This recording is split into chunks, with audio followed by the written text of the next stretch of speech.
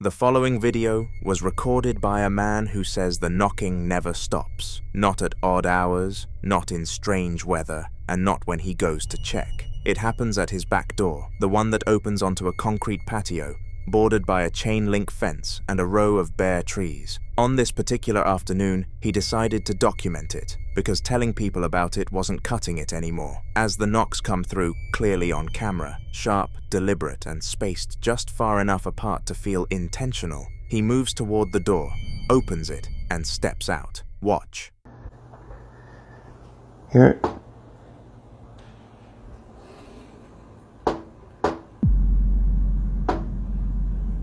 Wow.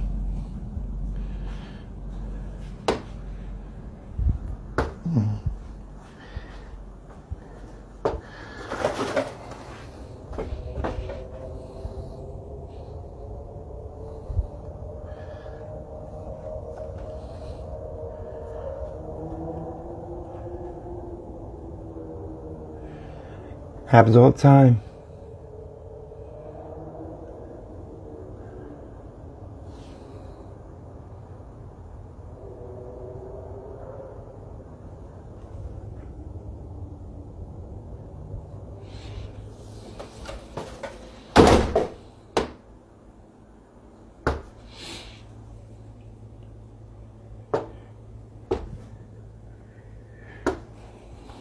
The yard is completely empty. No person, no animal, nothing moving anywhere near the door. And yet the moment he steps back inside and pulls the door shut, the knocking starts again, immediately, like it was waiting for him to close it. He says it happens all the time, and after watching this, it's hard to dismiss that. Some believe this kind of persistent, sourceless knocking is associated with what certain traditions call a threshold entity, something that exists near doorways and boundaries, drawn to the liminal space between inside and outside. Skeptics will point to pipes, wind, or settling wood, but the knocking in this clip responds directly to his movement, which makes those explanations harder to hold on to. Now the second clip in this set escalates things considerably. A woman is at home at night when her dogs begin reacting to something near an interior door, the large one emitting a deep, sustained growl, the smaller one, Davy, running nervously around the room. She says it just happened again, which tells you this isn't the first time. She's been here before. Listen closely. Okay. It just happened again and the dogs are freaked out. Get it. Davy, come over here. Get it. You be right there. Something opens that fucking door, you need to get him.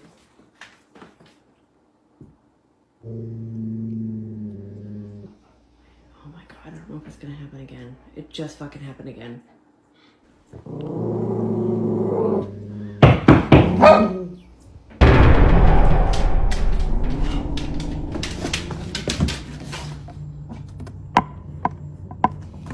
Move, move, move, move, move, move!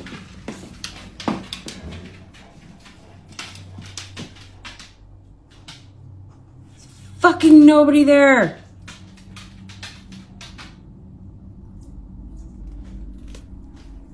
The dog stopped fucking barking now. Davy's freaking the fuck out by the door though.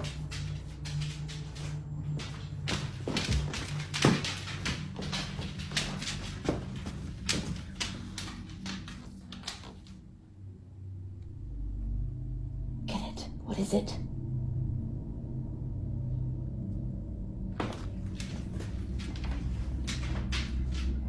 There's nobody out there.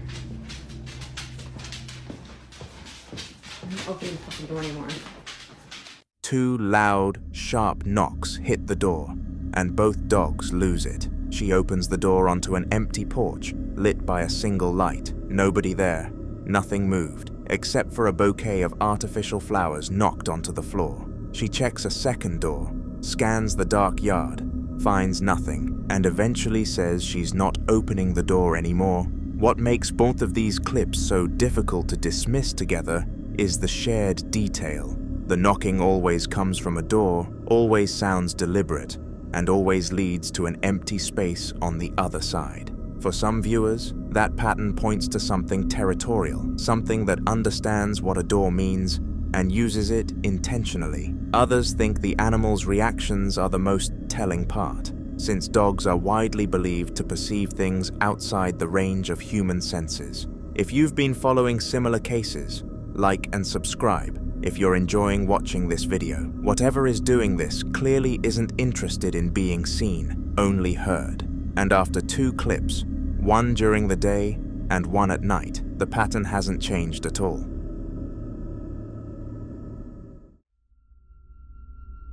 Now in this next clip, a group of men decide to explore an abandoned industrial building in Canada, known as the Sunshine Palace, a place that, even before anything strange happens, already has enough going for it to make most people turn around at the door. There's a man living inside named Al, who's been there since early 2005, and he's described run-ins with police dogs, and encounters in the dark that were frightening enough to make him physically leave the building on more than one occasion. The investigators are moving through the space with flashlights, documenting the decay, mold on the floors, rusting machinery, asbestos warnings on the walls, when they come across something that stops them cold. Scattered across the concrete near one of the large industrial machines is a wide, wet-looking dark red splatter. Then more of it on the machinery itself. Then a tray on the floor nearby with what appears to be raw flesh sitting beside another pool of the same substance. The men confirm it smells like blood. They start talking about leaving. Then, from somewhere deeper in the building, the sounds start. Watch. These groups are stuff like good, eh? I got the owner's manual, it's alright. I know what I'm doing. Okay, step back, I know how to work this machine. That's how you fix it.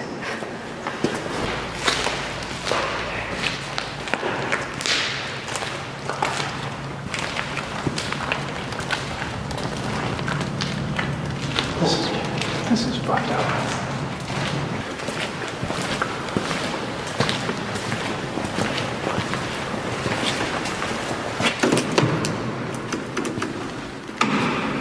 I think it's broken. Put that on camera. Do not disturb the asbestos. It's got here. Hey, this wasn't a good idea. I don't want cancer. I didn't sign up for cancer.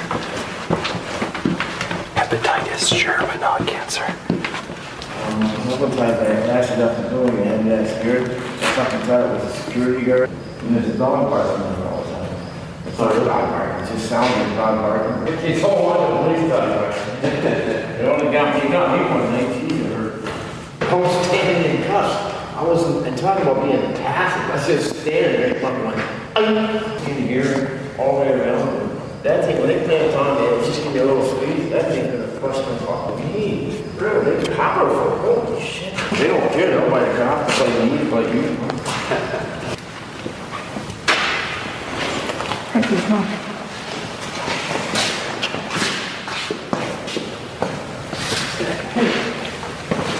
Hey? Oh, there's a map. I have acquired the map. Dee-dee-dee-dee. Okay, get this color. But they really needed to hire a decorator. See all this mold? That's all mold. We definitely have not been here. Yeah, I concur.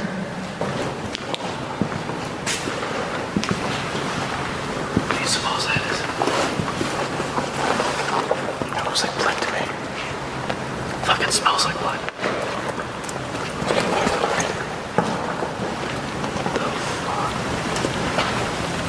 Fuck, it's all over the machine. Shit, dude, we shouldn't be here. Don't touch anything here. I don't plan on it. Walk around that. Let's back out to the main room.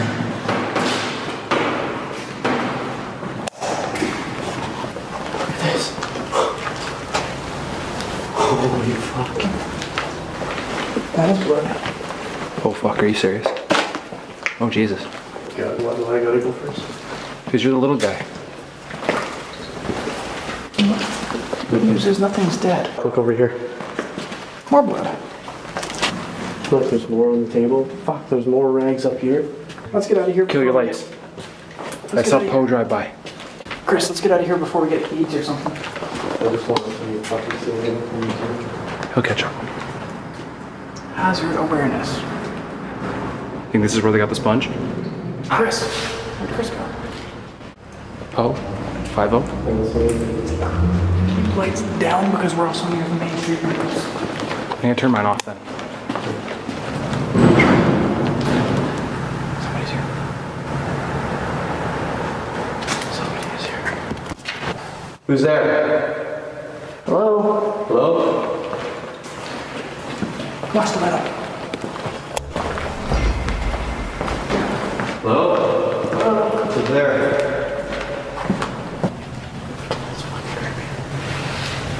Anybody there?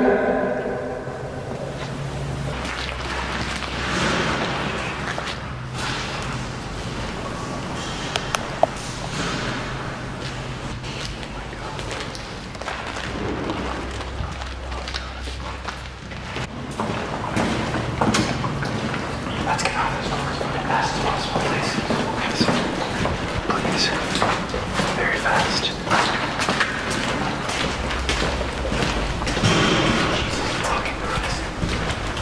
What's making that noise? Let's get back to that stairwell.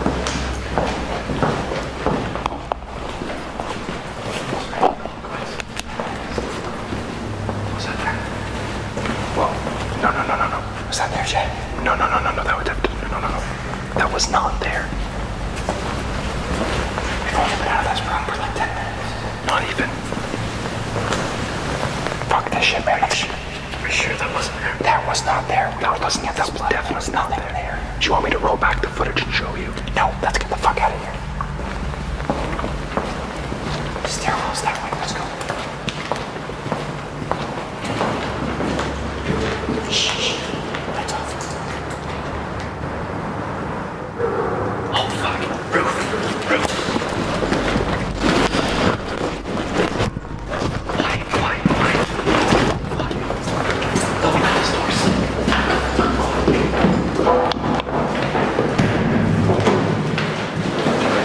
If you watch the left side of the frame, a dark figure appears to move silently past an opening before disappearing just as quickly as it came. Also, the sounds alone could have been another person. Abandoned buildings are known to attract trespassers, urban explorers, and even people seeking shelter, making that the most straightforward explanation. But the fleeting figure has led others down a different path. Paranormal investigators often describe abandoned factories and industrial sites as locations where reports of shadow figures and unexplained footsteps are unusually common. Some believe places marked by decades of accidents, abandonment, or emotional trauma can retain what they call residual energy, the idea that past events somehow leave an imprint on a location, whether the figure belonged to another person quietly moving through the factory, or whether something else was sharing that building with them. The investigators never stayed long enough to find out. After what they believed was blood and something walking just beyond the light, leaving suddenly seemed like the smartest decision they could make.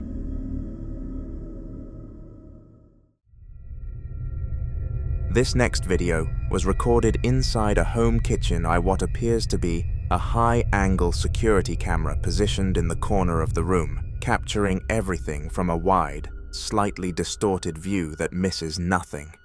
It's a completely ordinary afternoon. A man is at the sink washing dishes, singing along to Spanish-language music playing in the background, the whole scene casual and relaxed, in the way that only makes what follows feel stranger. Nothing about this kitchen suggests anything is wrong. Then this happens. Watch. Pero hace, no sé por qué no estás conmigo, amor, amor, amor prohibido.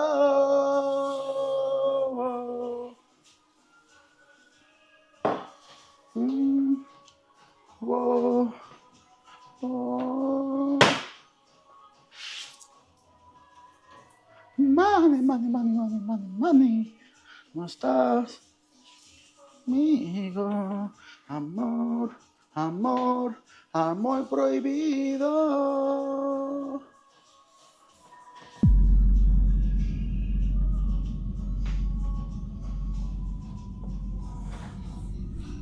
What the fuck? Holy shit. What the fuck was that? Oh, I'm out.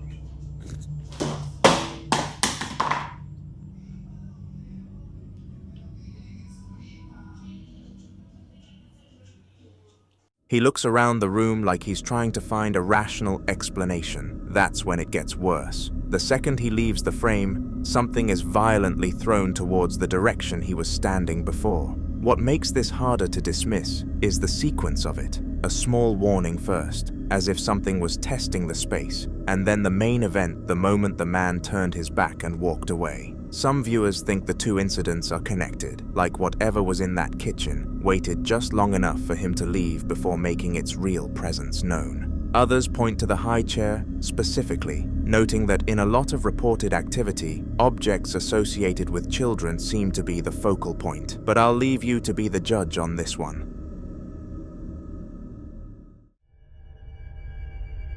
The following clips come from 3 separate witnesses, each describing something they can't explain. But what connects them is the feeling that whatever they caught wasn't random and wasn't finished. In the first, a woman is reviewing her home security footage late at night, sometime after 2 in the morning, when she notices something that stops her mid-scroll. For hours, the front porch had been completely empty. Nothing on the deck, nothing near the railing, just a quiet wooden porch with a bicycle parked to the side. She scrubs through the timeline, pointing out the nothing, the long stretch of ordinary footage, and then she reaches 2:06 a.m. Watch. Okay, so it's this morning at 12 a.m., 12:06, and then an hour later, nothing. And then you go a little bit further,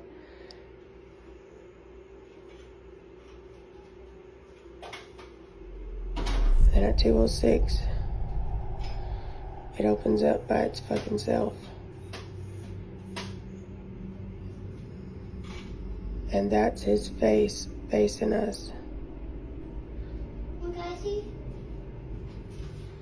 A dark, stooped humanoid figure appears on the porch, not walking into frame, not approaching from the side, just there, standing near the railing, facing the camera, as if it had been waiting. She says out loud, "That's his face facing us." And in the background, a child's voice quietly asks to see. That detail alone is hard to shake. Some viewers believe the figure could be a person who wandered onto the property, though the way it materializes without any transition from the preceding frames makes that harder to accept. Others point to the stooped, crouched posture as something that doesn't quite match ordinary human movement captured on infrared. And for those familiar with shadow figure reports, that forward-facing stillness is one of the most commonly described behaviors. Whatever it was, it didn't leave the way it arrived, and she never explained what happened next. The second clip is quieter, but no less unsettling. A woman keeps an old ventriloquist dummy, dated 1973, stored inside a trunk on her porch. She'd placed it a specific way, lying on its back facing one direction. When she went back to check on it, it was facing the other way. Take a look. He's normally facing this way. This is the way that he's been facing.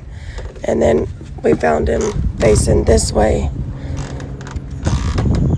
So I'm gonna put him back the way he was. He's been out in the rain so many. She calmly demonstrates the difference, showing how she found it versus how she left it. Her tone matter-of-fact in the way people sound. When something strange has happened so many times, it no longer fully surprises them. Ventriloquist dolls carry an unusually heavy folklore weight. There's a long history of people treating them as objects that can attract or hold residual energy, particularly ones that are old and have passed through many hands. Whether that's superstition or something more is debatable, but the 1973 stencil on that trunk suggests this dummy has been around long enough to collect a story or two. If you're enjoying watching this video, Like and subscribe to keep up with everything we cover. The third clip is the one that's hardest to watch. A security or baby monitor camera films a child's bedroom at night, the child asleep in the bottom bunk, covered by a white comforter, completely still. Watch closely.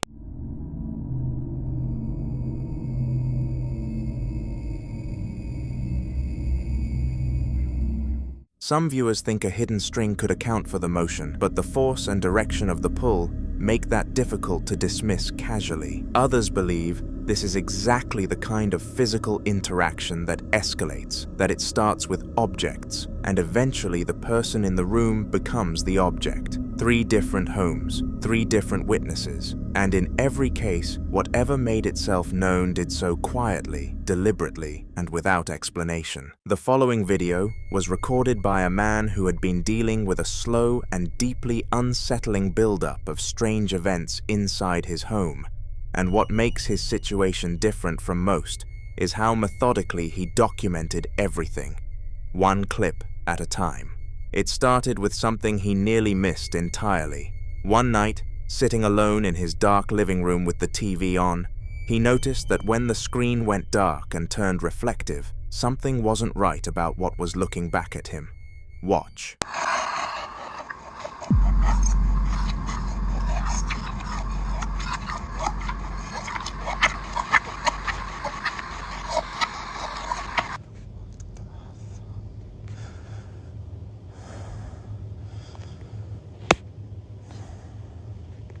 In the reflection of the darkened TV screen, a tall, slender, dark silhouette is visible standing directly behind him, a shape he clearly hadn't noticed until that moment, judging by the sharp gasp and panicked camera movement that followed. Many viewers immediately recognized that figure as what's commonly called a shadow person, a term used across paranormal communities to describe dark, human-shaped silhouettes that appear to move or stand with intent, distinct from ordinary shadows because of how they hold their form.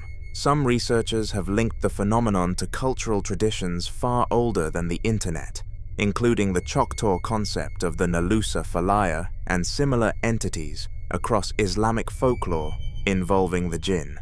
Others argue it's a product of fear and low light playing tricks on an already anxious mind. But whatever explanation you lean toward, his reaction in that moment was real. That changed everything, because it turns out the shadow wasn't the only thing he'd been finding in his house. When contractors came to investigate a decomposition smell coming from his basement, what they found sealed inside the foundation wall was disturbing in its own right. Watch. To show you, honestly. It's a train wreck down here. Some but, when they decided that wasn't it, they opened up the wall here and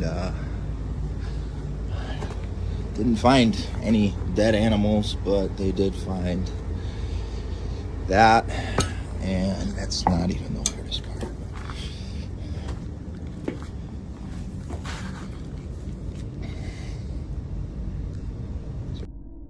Dude.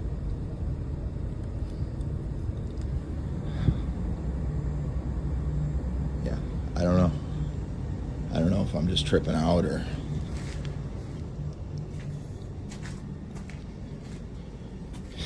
Buried in the excavated rubble, he pulls out a rusted horseshoe and then, and this is where his voice noticeably tightens, a collection of large yellowed teeth, possibly human, sitting in the dirt like they'd been placed there deliberately. For some viewers, the horseshoe reads as little more than an old artifact, but teeth hidden inside a home's foundations carry a darker implication. In certain folk magic traditions, objects sealed within the bones of a building, particularly teeth, which carry personal biological material, were believed to bind a spirit or curse to the home's occupants. Whether that's the framework you use or not, the man's voice makes it clear he didn't go looking for this. He was trying to fix a smell. Now the security camera footage he set up around the house was beginning to catch things too. Take a look.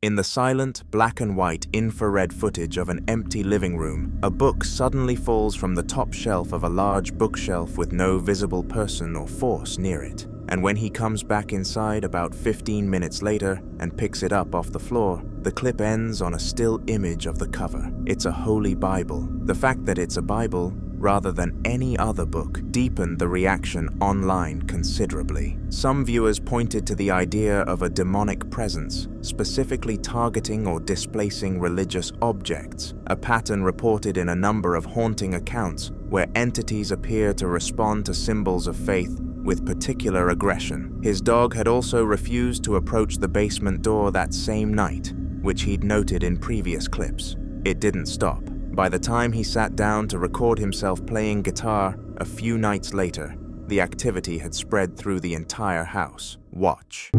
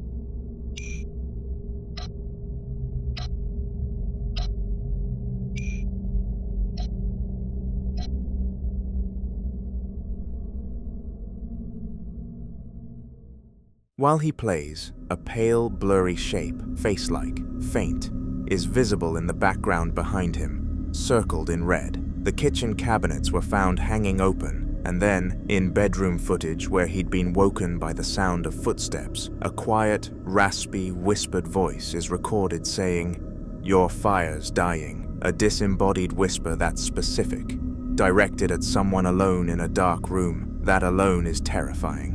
Some people familiar with EVP research point out that voices recorded during audio malfunction are sometimes among the clearest captures, as though whatever is present finds a window when the signal breaks. He'd also mentioned the smell from the basement had spread through the entire house by this point, and that birds had been flying into his windows and dying, details that, if true, suggest the environment itself was changing around him. His friends watched this set of clips more than once, and the thread running through all of it is harder to dismiss each time. Which brings us to the most recent footage, captured when he wasn't even home. Watch.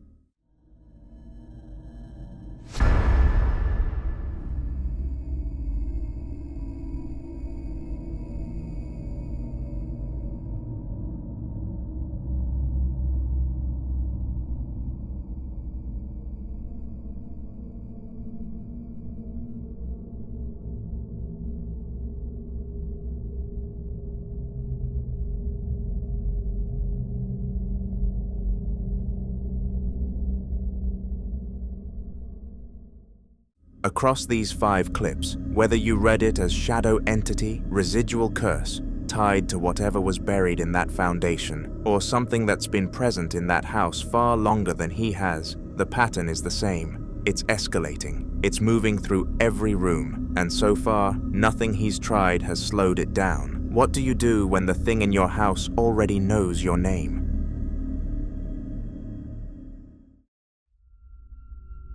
This next clip was recorded inside an apartment by a static Wise security camera, sometime just before dawn. The timestamp reads 5:41 in the morning. The owner had already been noticing strange activity throughout the apartment for a while, but whatever was happening that night decided to make itself impossible to ignore. The room is quiet, lit only by the camera's night vision. A black cat is resting near the ottoman in the center of the living room, and nothing about the scene looks out of the ordinary. Then it got worse. Listen closely.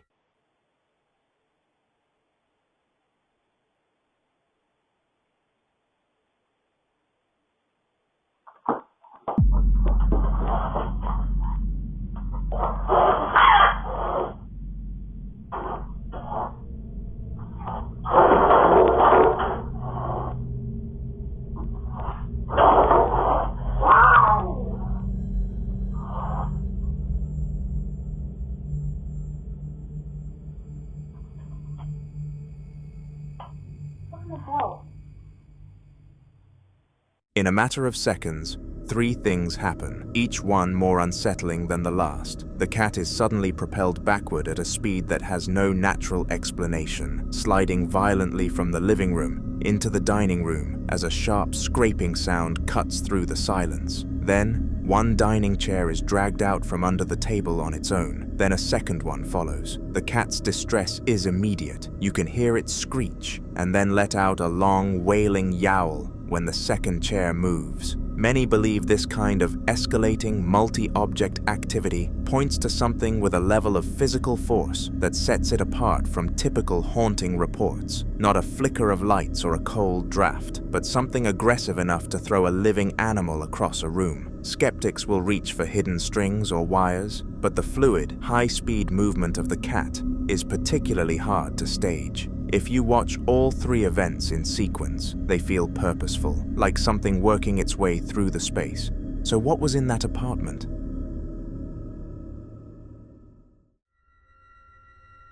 This next clip comes from a man living in what he describes as a 1920s house, a place packed with taxidermy, Venetian masks, vintage decor, and the kind of heavy atmosphere that makes you wonder if any of it was chosen intentionally. He says strange things have been happening for a while. Noises, objects moving, the usual pattern of low-level activity that's easy to dismiss one incident at a time. But on this particular evening, around dusk, he decided to walk through the house with his phone and document whatever he could. Watch. There's been sporadic knocking on my front door for a long time now, since about 7 o'clock. I've not managed to catch it yet.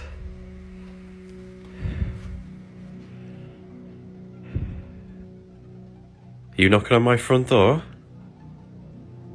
You can see through the glass as well, so it's a good angle to have. If you're there, knock. Whoa. Whoa. What do you want?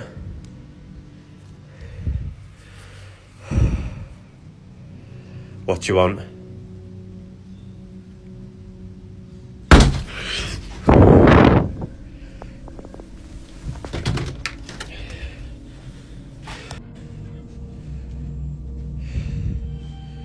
What do you want?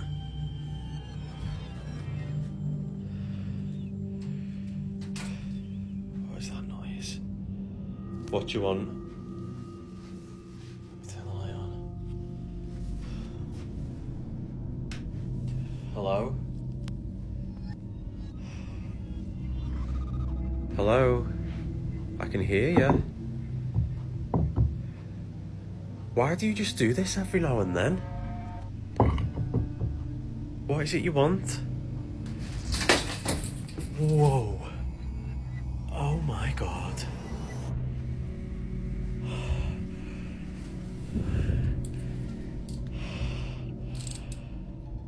Shit.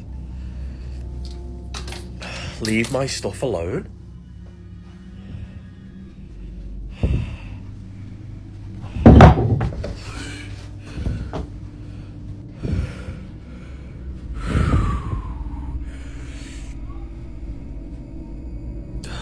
Seem bothered. You alright? You're used to it, aren't you, I suppose? Honestly, stuff like this, even though you do get used to it to a degree, I am shaking like a bloody leaf. And I've gone quite lightheaded as well. Hopefully I managed to catch the knocks on the door anyway to show you. But I've caught the bloody fire guard flying off the fire. What? If you listen carefully, many people believe they can hear what sounds like a woman's voice, shouting immediately after the knock. The words are impossible to make out, but the sound is distinct enough that it sparked intense debate online. Some viewers suggested the voice could simply be audio pareidolia, the tendency for the brain to find recognizable words or voices within unclear sounds or background noise. Others wondered whether it was a television, a neighbor, or a distant conversation carried into the recording. Paranormal investigators, however, were quick to compare it to what they call disembodied voices, reports of human speech heard without any visible speaker present. These alleged voices are often described as brief, indistinct, and difficult to understand, sometimes occurring immediately before or after unexplained knocks or other disturbances. While there is no scientific evidence supporting these interpretations, unexplained voices remain one of the most frequently reported elements in alleged haunting cases. Whether the sound was simply an ordinary voice picked up at the perfect moment, or whether something inside that century-old house answered back. The timing of the knock and the voice occurring in one day is what many viewers found hardest to explain.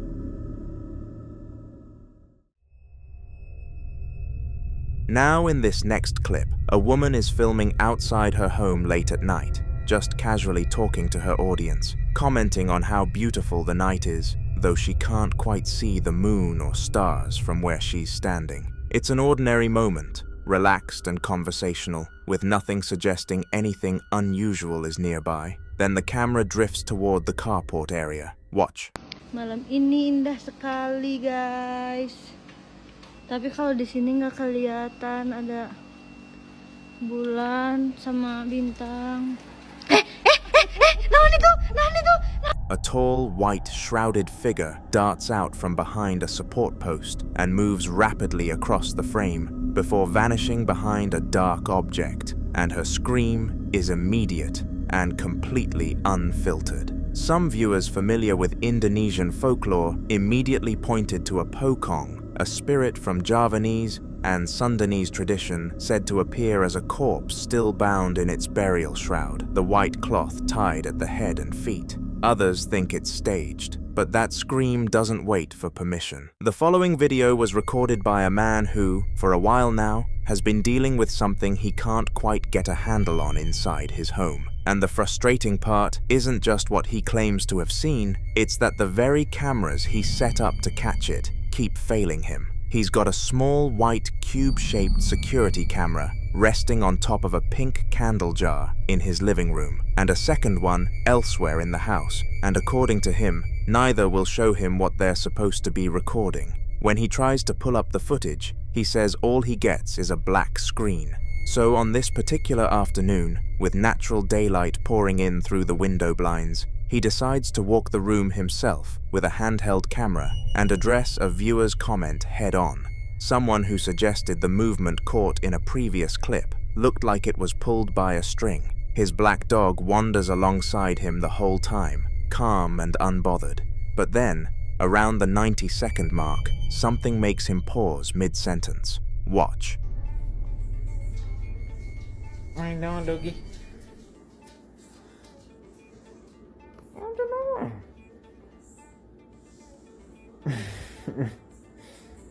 You're like, what you doing? What you want? You're so spoiled. You're so spoiled. But yeah, the camera's not working. It just won't. Look. You're my good boy. You're my good boy.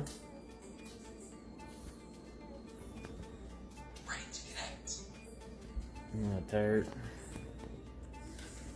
Yeah, I don't know what else to do, y'all. This camera's messed up. And that one over there, I don't even have it uncovered no more. That one won't connect either. Well, it'll connect, but it won't. When it says there's a video or motion, when I go to view the video, it's just a black screen, so I don't know what to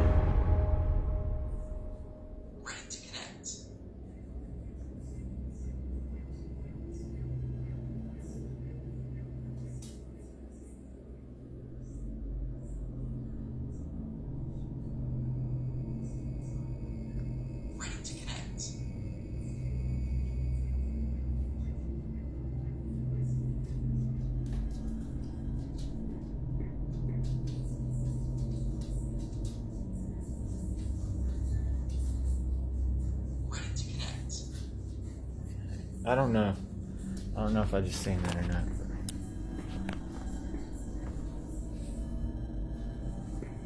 We'll find out here shortly, I guess.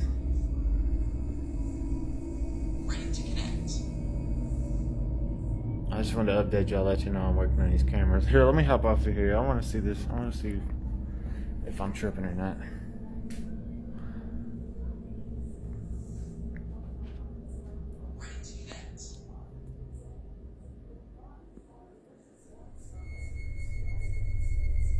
Yeah, hold on. He doesn't say what exactly caught his eye, only that he isn't sure if he just seen that or not. He walks straight toward the window, zooms in on the curtain rod and the top edge of the sheer fabric, and holds the shot there, the curtain completely still, nothing visibly attached, nothing moving. You decide whether that means the skeptics were right, or whether whatever he saw simply stopped before the camera got there. If something was there, it wasn't performing for anyone this time.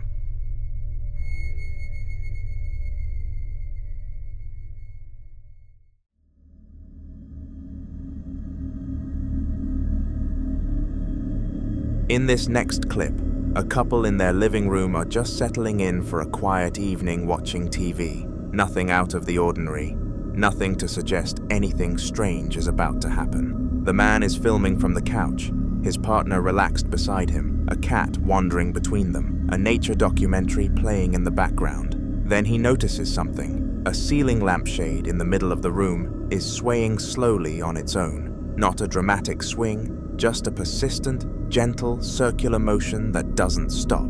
He checks the windows himself. They're closed. Watch. Right, so we're just watching TV, and the lampshade's been moving on its own. We've no idea why. There's no window open. There's no reason why it should be moving, but it keeps moving. I have no idea why. So, if someone can explain that to me. Oh, Rory wants to play with his elastic band.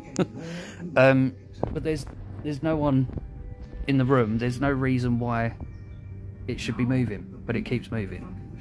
See?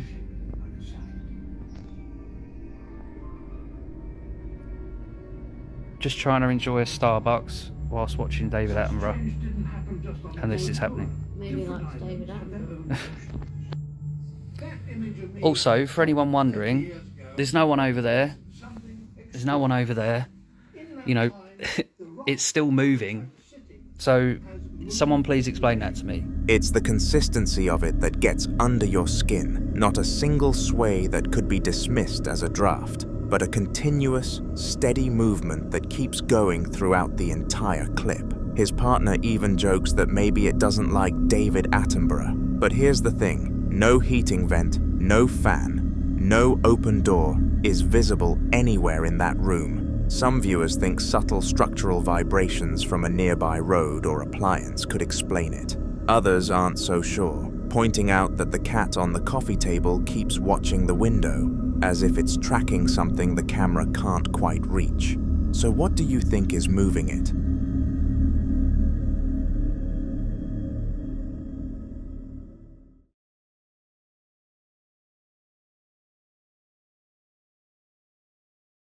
Now in this next clip, a man is home alone late at night when something starts happening at his bedroom door that he can't explain. He films himself first, eyes wide, voice shaking, speaking directly into his phone in Spanish, telling his followers that he lives alone, that there's nobody else in the apartment, and that something is trying to open his door. You can hear the panic in his voice before the camera even turns around. Watch. Amigo, estoy solo en mi casa y hay alguien que me quiere abrir la puerta. Estoy solo, vivo solo, chabón. Y se está abriendo la manija, es returbio, mirá.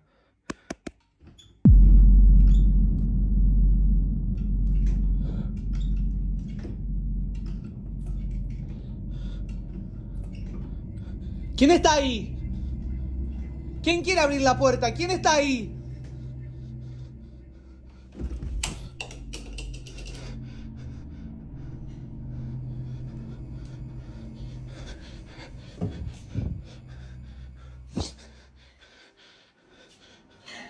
The door handle moves up and down on its own, rhythmically, persistently, like someone on the other side is working it over and over.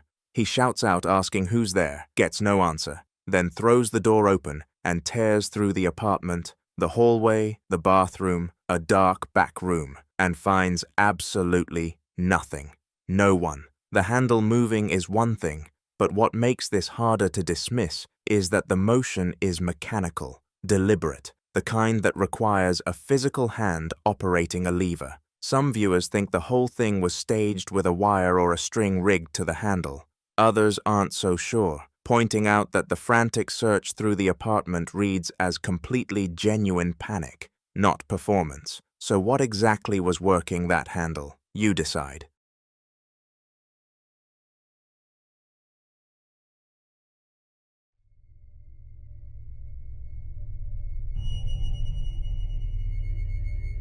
In this next clip, security camera footage from the night of October 5th, 2017, captures something unusual, moving through what appears to be a long, narrow, institutional hallway, the kind of corridor that already feels uneasy even when nothing is happening. The timestamp reads 11 past 11 p.m. The hallway is empty, lit by overhead fluorescent light, and by all appearances, nothing should be moving through it at all. Then it starts. Watch.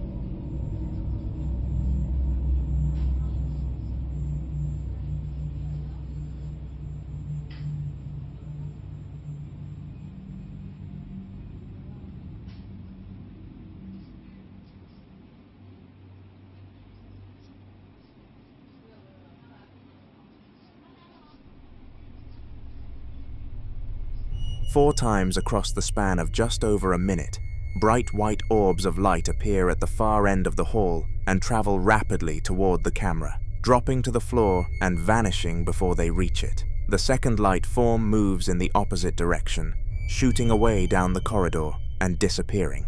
The fourth behaves differently still, darting erratically before shooting upward toward the ceiling. What's harder to explain is the timing of the third orb.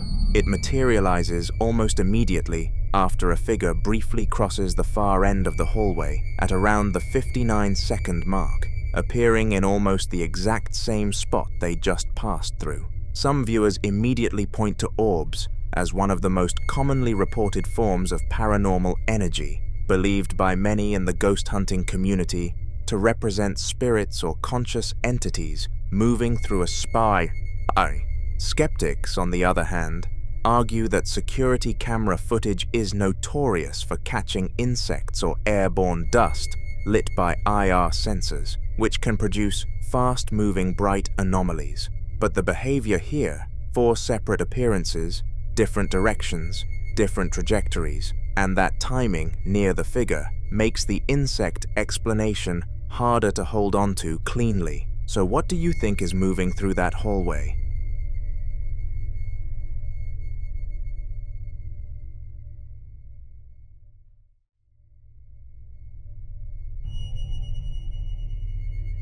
In this next clip, a woman named Marissa has been dealing with something that's been getting progressively harder to explain away. Mysterious bruises, scratches, items disappearing from places she left them, and nights where she can't sleep at all, waking up at 3 a.m.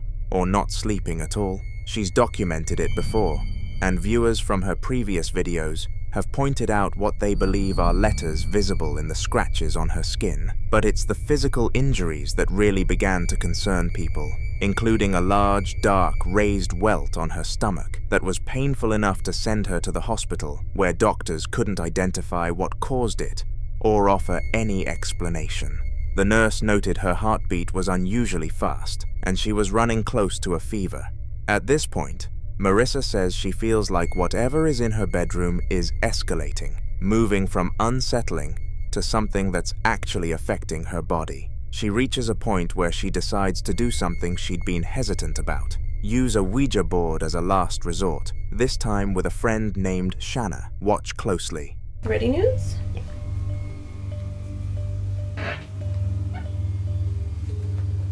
Okay, so how do we do it? We say hello to the spirit or what? Is there a spirit in this room?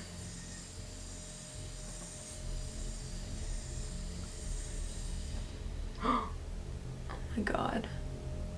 Are you male or female?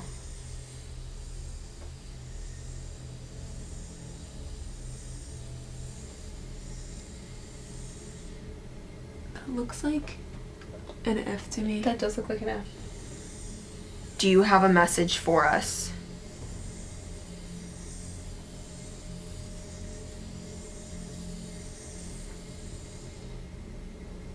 H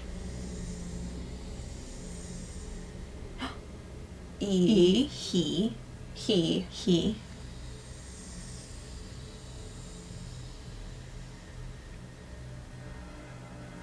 L. Uh-oh. Hell? Oh my god. Please don't be hell. Maybe it's like the devil. Help? Help. Help. Is it gonna Help say with something what? else? Like help what? Maybe we should ask it something else. What do we ask it? Is this room haunted?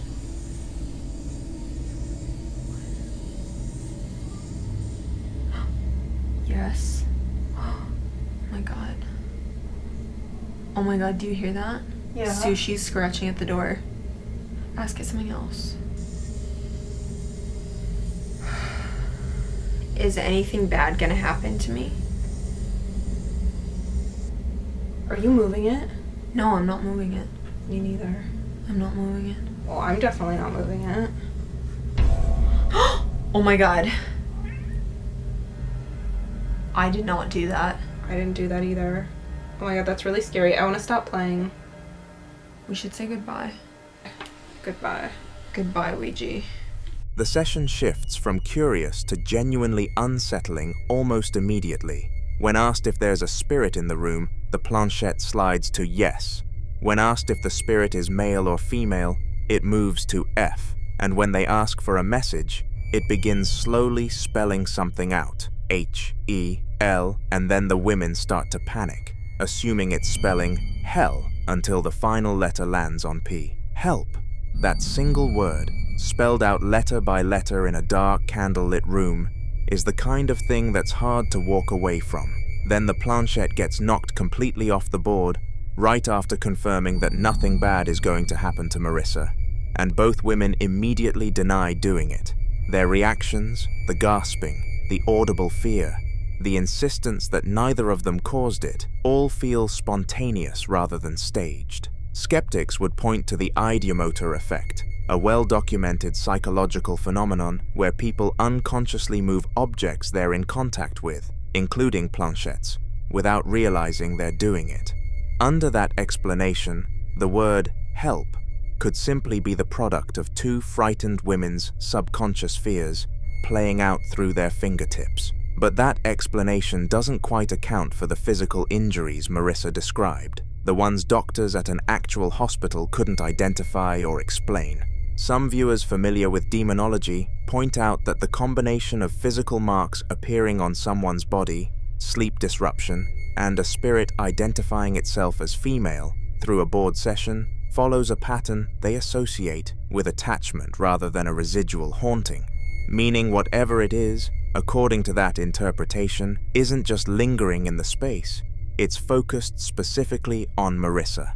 Others think the scratches and bruises could still have mundane explanations, and that the Ouija session, whatever its cause, shouldn't be treated as confirmation of anything darker. If you've ever used a Ouija board, you probably already have an opinion on what you just watched. But the injuries, the ones with no diagnosis and no explanation, those are harder to file away. What caused them, and why does it keep getting worse? The board said nothing bad is going to happen to her, Whether that's reassuring or the most unsettling part of the whole session is something only Marissa can answer.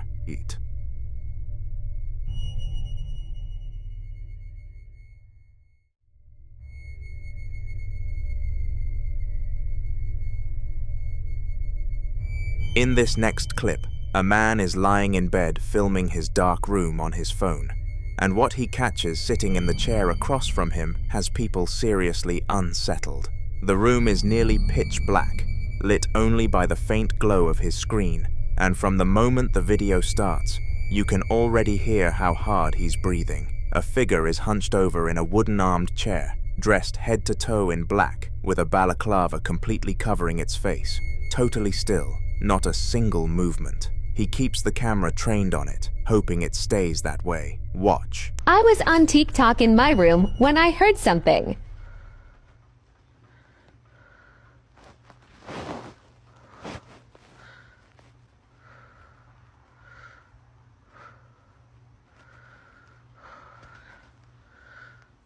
I was hoping this fish didn't move.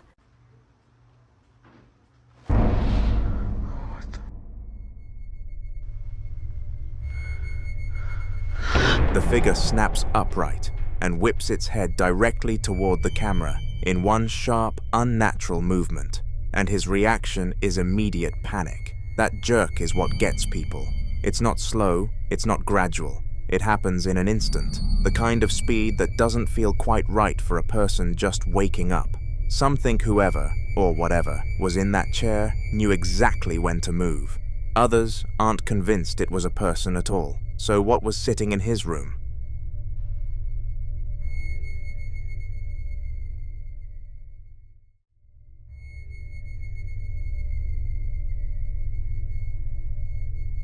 This next clip was filmed by a group exploring the Jesuitas Tacum, a wooded area in Santa Fe, Argentina, locally known as one of the old Jesuit forests, a place rumored to have once served as a cemetery, and one that carries a reputation for ritual activity that the cameraman, by his own admission, didn't entirely believe going in.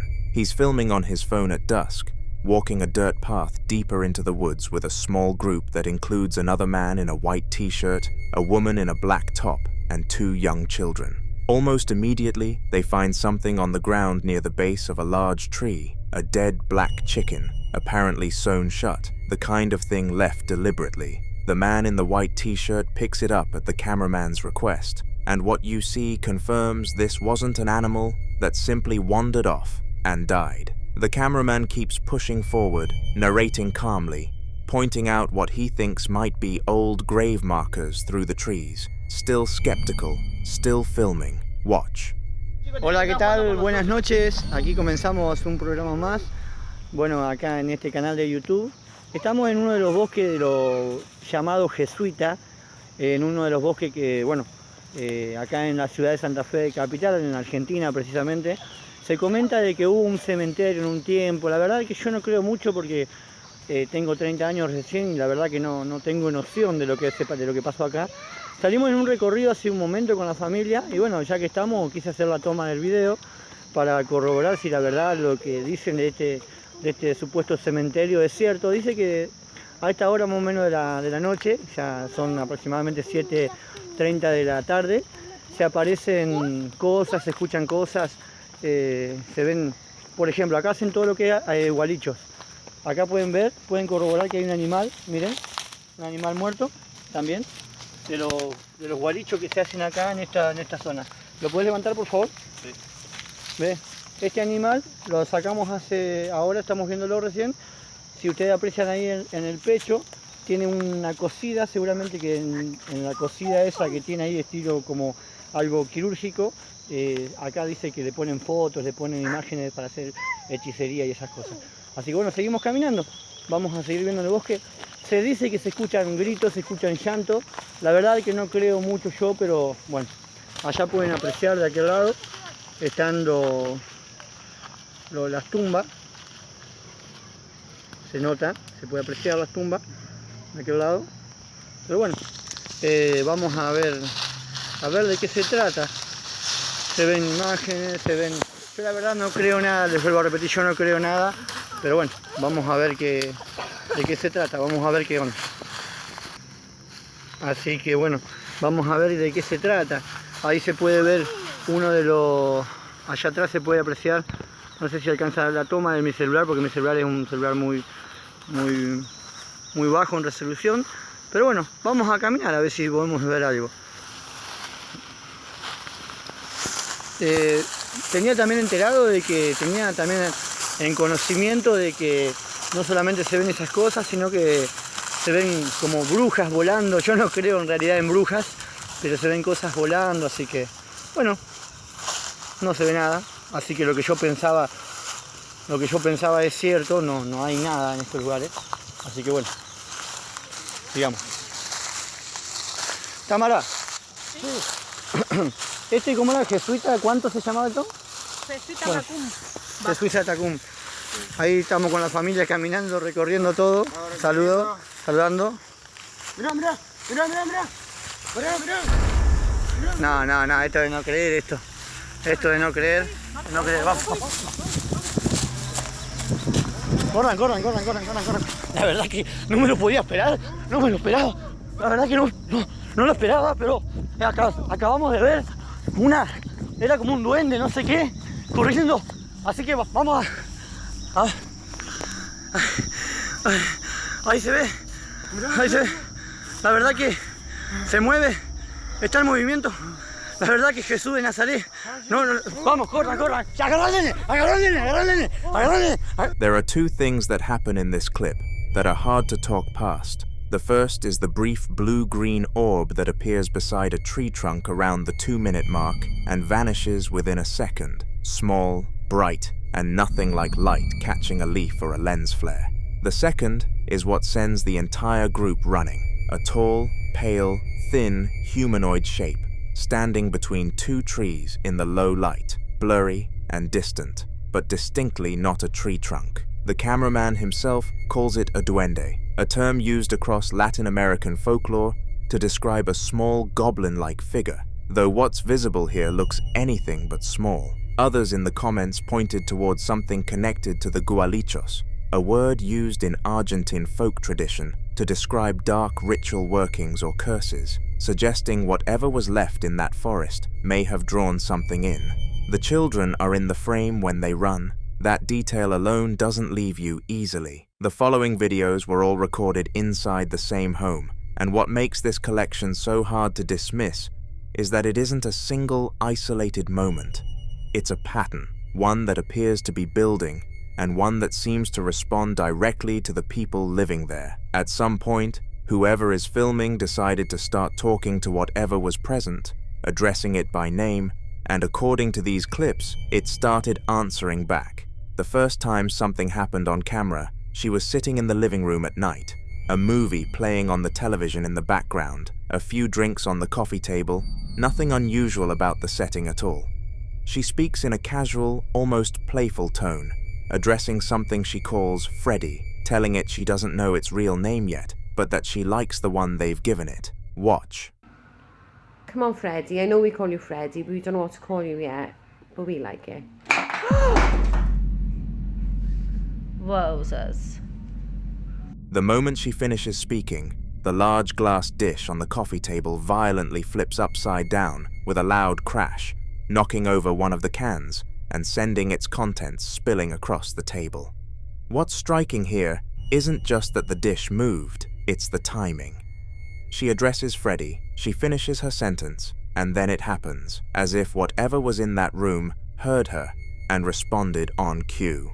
Skeptics will say the dish was unstable, sitting at an angle, but the force of the flip is difficult to reconcile with a gradual, physics-based shift. It didn't wobble, it went. Not long after, the activity seemed to pick up. A second person is now in the room, a woman in a leopard print robe, standing near a wooden side table on the far wall, and whoever is filming says plainly, "Don't touch it. You don't have to touch it," as if issuing a warning to something unseen. Watch. Don't touch it. You don't have to touch it.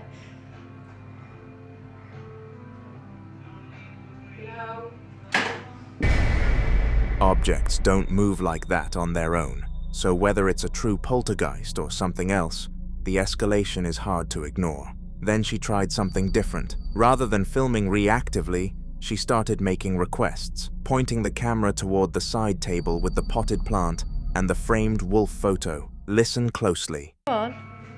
Put the light on, put the light on.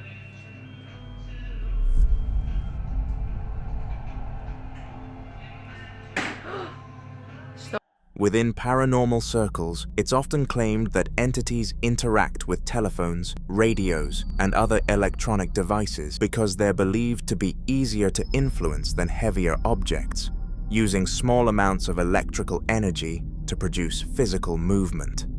As soon as the footage was posted, many viewers suggested the same explanation: fishing line. It seemed like the most reasonable possibility, until she uploaded another recording. Watch. Look, the light is on. You can clearly see there is no fishing wire or strings. It's just hovering. Look at that. This time, the room is brightly lit. She deliberately points out that the lights are on, that there are no strings, no wires, and nothing supporting the object as it appears to hover in plain sight. Some paranormal researchers refer to this as levitation phenomena, one of the rarest and most controversial claims in haunting reports, where an object appears to suspend itself without visible support. Cases like these remain highly disputed because they're also among the easiest to fake. Then the activity spread beyond the furniture. Watch. Look, look, look, look, look, look. Oh my Look at that! Until now, she'd been experiencing everything alone, and that left plenty of room for doubt. Even she admitted there were moments when she questioned whether stress, exhaustion, or expectation could be influencing what she thought she was seeing. So instead of keeping the experiences to herself, she invited a close friend over, not to investigate the house, not to perform an experiment, but simply to witness whatever had been happening. She wanted someone with no emotional investment, someone who could tell her she wasn't imagining it. Interestingly, many paranormal investigators claim that alleged hauntings often become more active when fresh witnesses enter the environment. One theory suggests that an intelligent entity may intentionally reveal itself to new people, almost as if trying to validate its existence. Another proposes that the emotional energy of multiple people in the same space provides more energy for physical manifestations, allowing activity to become stronger or more dramatic than when a single person is alone. Whether there's any truth to those ideas remains impossible to prove. But according to the woman, it wasn't long after her friend arrived that the house appeared to respond. You'll be alright. I'm not lying, the fucking picture is levitating. The fucking hell? You can't see it. A picture seems to levitate in front of two witnesses, and according to the people living there, all of it centers around the same unseen presence. They call it Freddy. In many paranormal traditions, investigators caution against naming or regularly communicating with an unexplained presence. The belief is that repeated interaction, especially treating it like a personality, may reinforce the experience psychologically or, according to paranormal belief, encourage further activity by giving the phenomenon attention. Whether that's folklore or simply a psychological effect is impossible to verify, but it's a warning that appears across countless haunting accounts. So if something really was responding, the question isn't just why it moved, it's whether it was moving because someone finally started talking to it.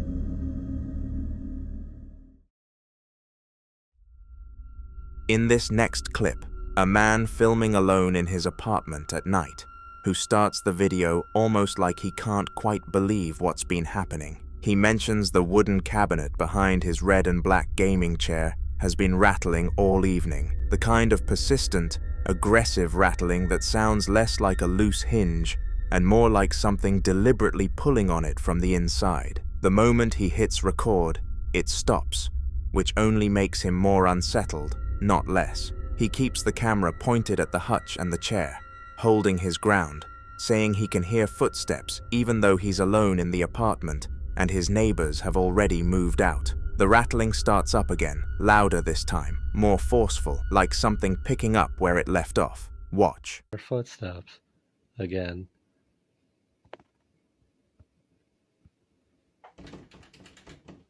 See, this sounds like someone was pulling on it.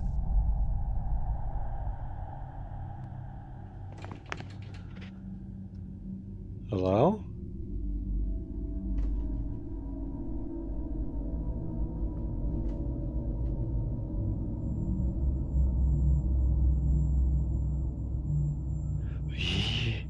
Yo.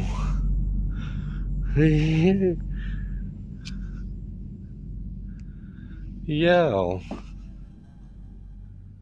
What happens next is hard to look away from. The gaming chair, completely unprompted, rotates smoothly to the left in one long, continuous motion while he's watching it in real time. And before he even knows what to say, something else happens. You do it again?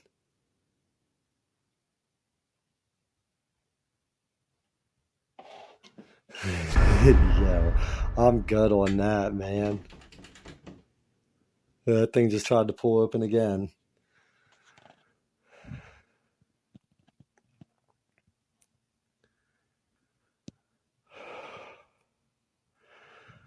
Alright, you gotta go now.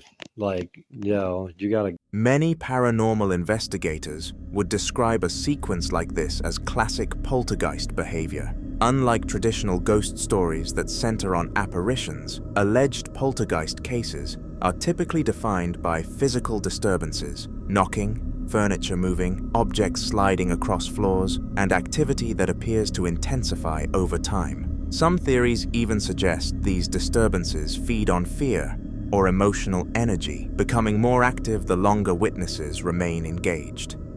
Others point to an interesting detail. He notices that almost every time the camera briefly loses focus, something else happens.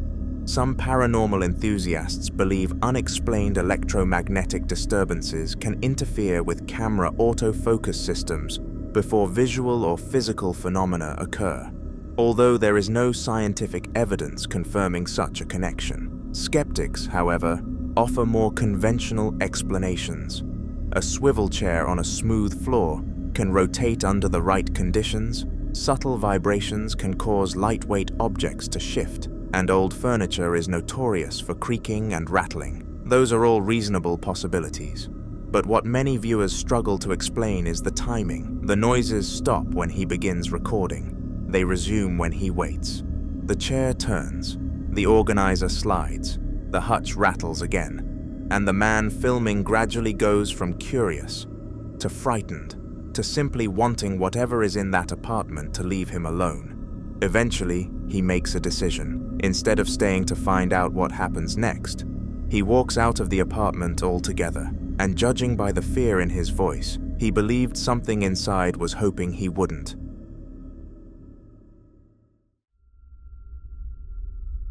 Now, in this next video, a man is sitting in his backyard in North Lamar on what appears to be an ordinary, overcast afternoon. There's nothing dramatic about the setting. No storm, no heavy wind, just a quiet day that shouldn't be memorable for any reason. Yet something overhead catches his attention. He's filming with his phone, staring up at the sky with an expression that shifts from confusion to genuine disbelief. Watch. For the love of God, I need help. I got home 2 hours ago, and there's a limb just floating in the air. And I've been all over Google. I can't figure out for the life of me what the hell is going on. It's just, hold on. It's just floating there. As far as I zoom in on. But I can't figure it out. It's just floating.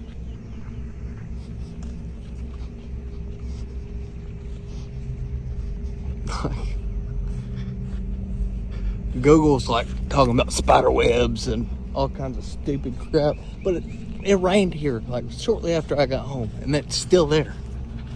Like, it doesn't make any sense. Like, I just can't figure it out.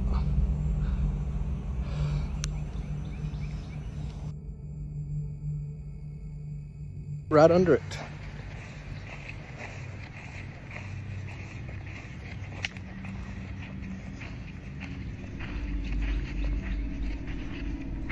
Like, what the? I need help. I done talked to one of my neighbors. He is dumbfounded. I've done thrown stuff at it, and I can't hit it. It just seems like it goes right through it. But what the crap? Look at it.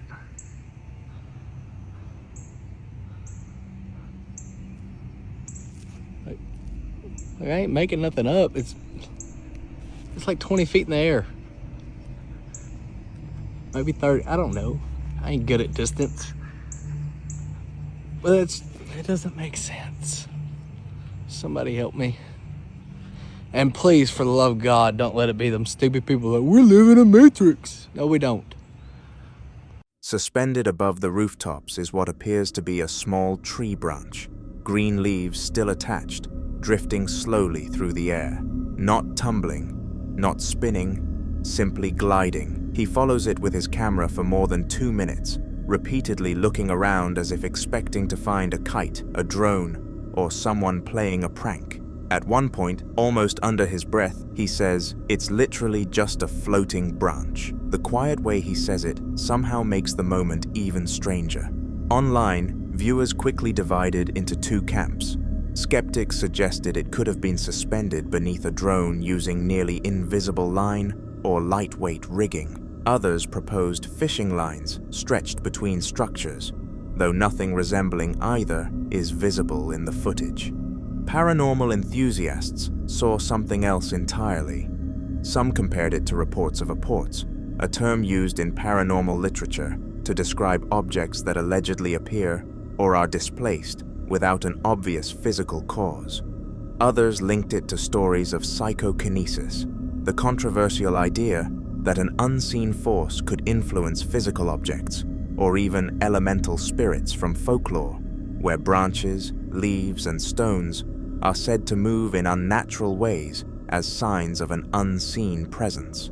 Of course, none of those explanations have been scientifically verified, but that's exactly why clips like this continue to spark debate. Whatever was keeping that branch suspended, it wasn't falling, it wasn't caught in any obvious current, and for more than 2 minutes, it seemed perfectly content to remain exactly where it shouldn't have been. The following clips come from what appears to be an ongoing series of recordings made inside the same home, a lived-in apartment with children's drawings on the walls, toys scattered on the floor, and a security camera running through the night. According to the person behind the camera, the activity has been escalating across multiple incidents, and he's been documenting each one. In the first clip, he's decided to investigate a disturbance in the dark, despite his wife warning him not to. He gets out of bed, moves through the house with his phone as a light source, checks a wardrobe, finds nothing out of the ordinary, but the security camera feed running in the corner of the frame tells a different story. Watch. Shh. Let me just check.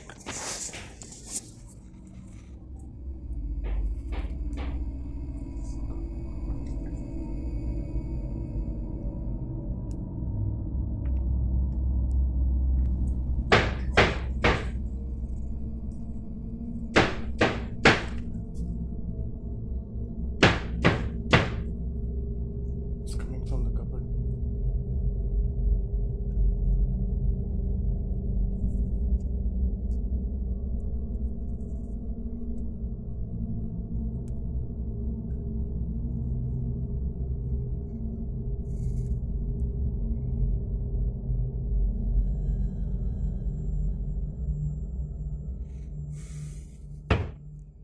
Could you please stop? According to the family, the knocking had become so common that they eventually started speaking to whatever was causing it. At one point, the husband reportedly asked it politely to stop. Instead of quieting down, the knocking grew louder and more aggressive, leading some viewers to speculate that whatever was behind the sounds seemed to react to being acknowledged. Another night, the disturbances returned. Once again, he woke up to a strange noise and left bed to investigate, expecting another false alarm. Instead, he got the scare of his life. Watch.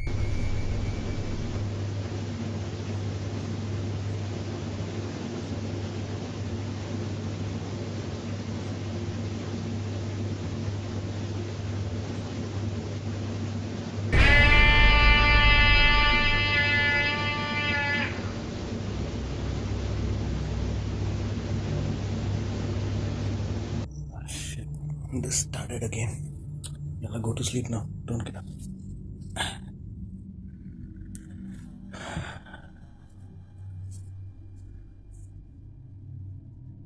It's almost the same time.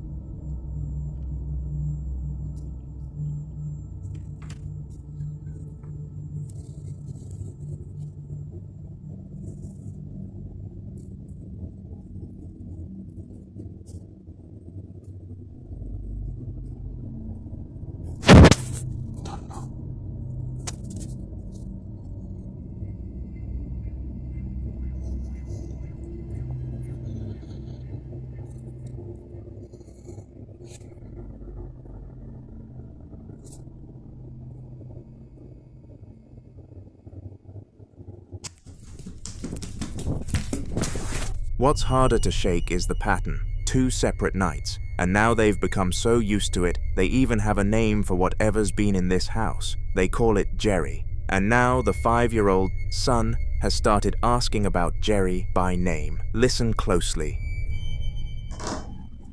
Oh my god. Ajay? क्या है ये? It's just near the door. Daddy? What is it? Nothing, but I'll just go to sleep now, okay? Is that Jerry? I don't know. Just be quiet now. Okay.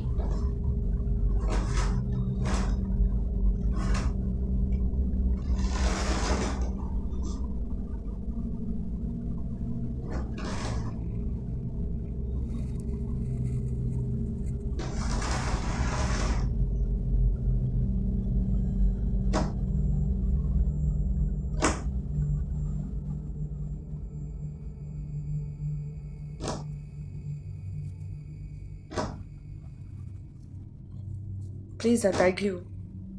मत जा. Don't go. Listen to me. It's okay. Just be quiet.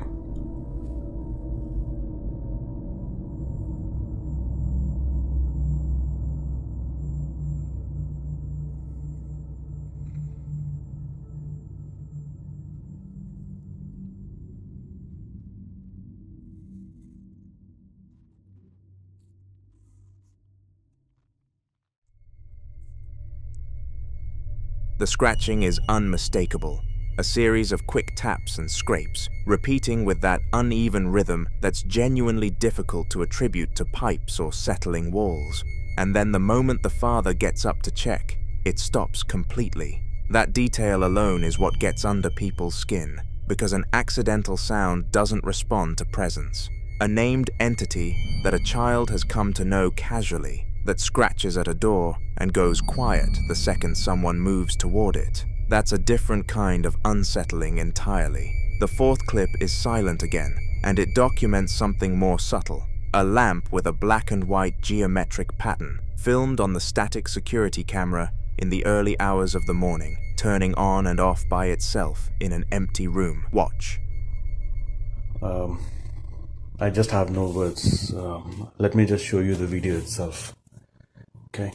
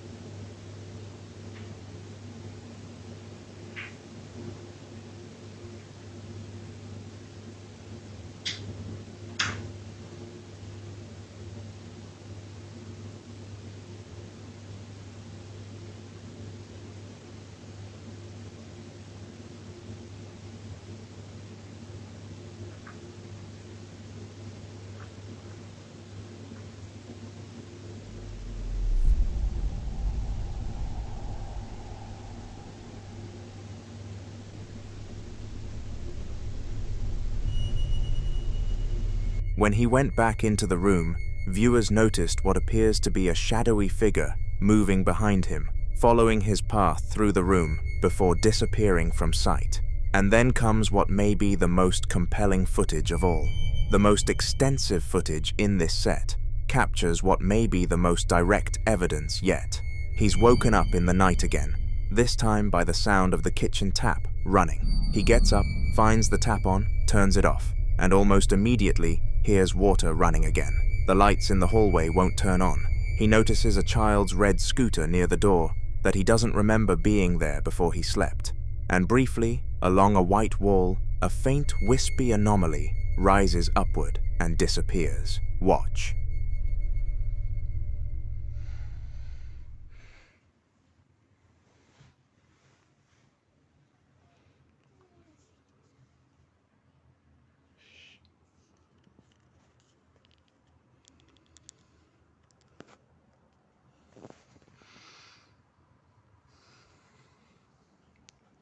It's 5 minutes early today.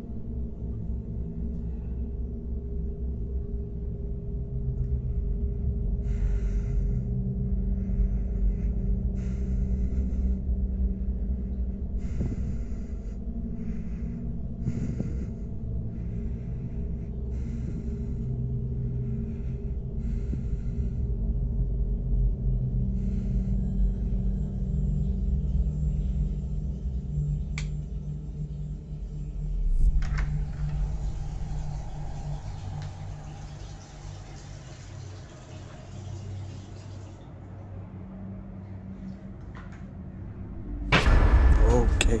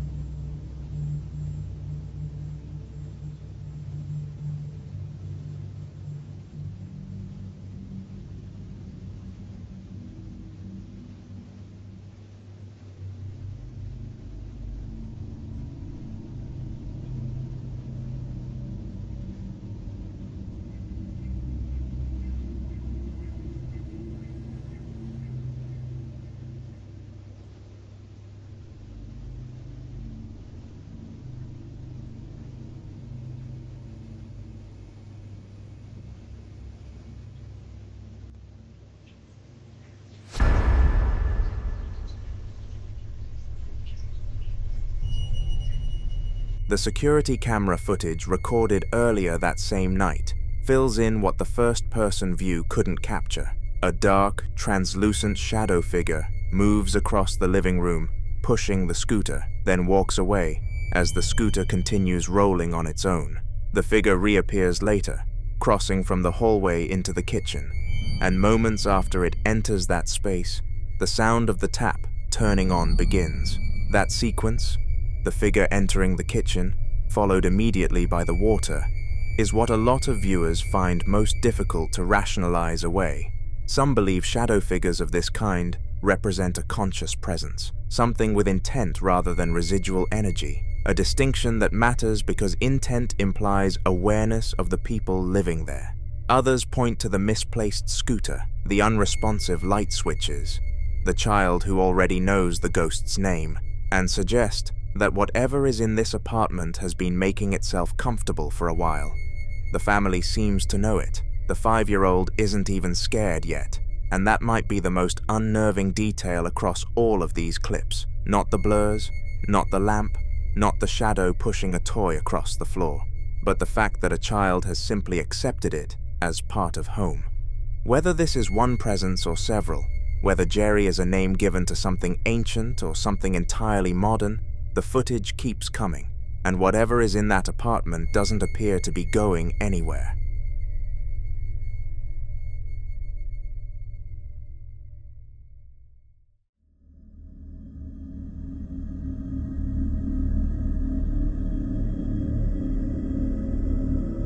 The following clips were both recorded inside what appears to be a large warehouse store, the kind of place that feels completely different after hours, when the shelves are still stocked, but every aisle is empty, and the only sound is the hum of the lights overhead. The man filming had been alone, locked inside a small monitoring room, watching security cameras, when he started hearing something he couldn't explain. He describes it in Spanish, something scratching the walls, coming from somewhere nearby. He insists he doesn't want these things to happen, which tells you this isn't the first time something's felt off in this building.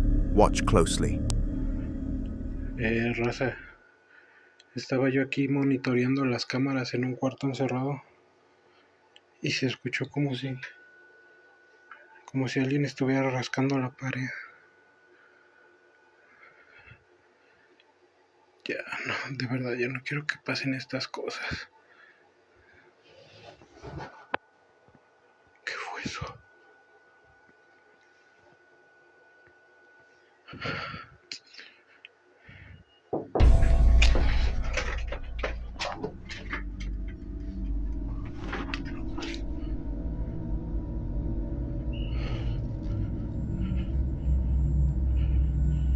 ¿Qué cojones? ¿Qué mierda fue eso?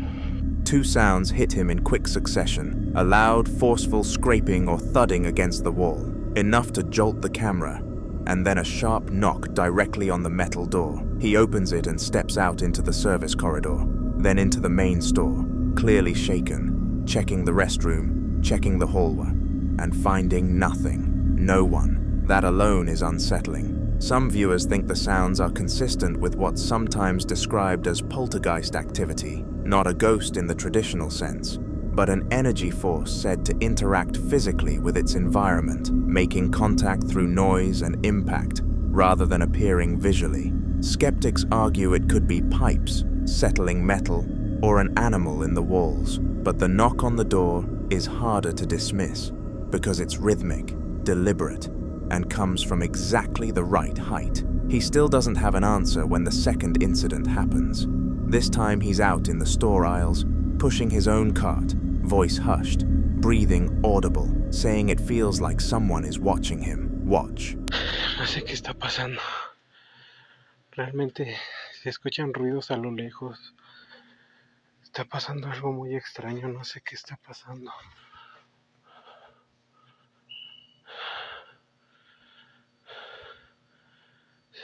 Se siente como si alguien me estuviera observando.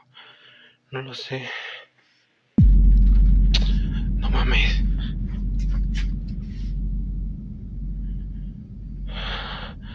An empty green shopping cart, sitting completely still in the middle of an aisle stocked with bottled beverages, suddenly rolls forward and to the right on its own, quick, a few feet, then stops. He reacts immediately with a loud, genuine exclamation of shock, and the sound of his own cart wheels rolling fast on the concrete tells you he didn't stick around. What makes this harder to explain is that both events happened in the same building, within what seems like the same shift, scratching and knocking in the locked room, then a cart moving by itself in an empty aisle. Two separate incidents, two separate forms of physical interaction, and no one else in the building. So what exactly is in that store?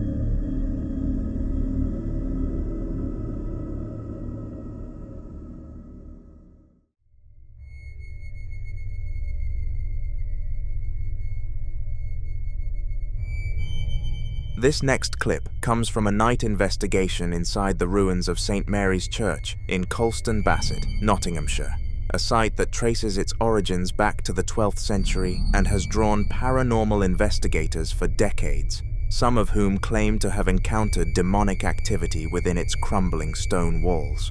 The team is moving through the interior using a handheld camera on night vision, panning slowly across the ancient stonework when something outside catches the frame. Watch.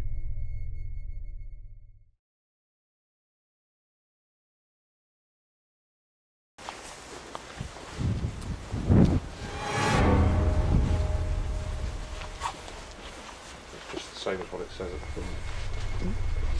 In the right-hand section of a large window opening divided by a central stone pillar, a dark vertical shape appears, moving quickly from right to left, passing behind the pillar and then simply vanishing before it clears the other side. The team insists all members were accounted for at the time. Some viewers think it's residual energy, the kind of repeating imprint that old religious sites are said to hold. Others believe it's something more aware, something that knew the camera was pointed at that window. Either way, it doesn't wait around to be identified.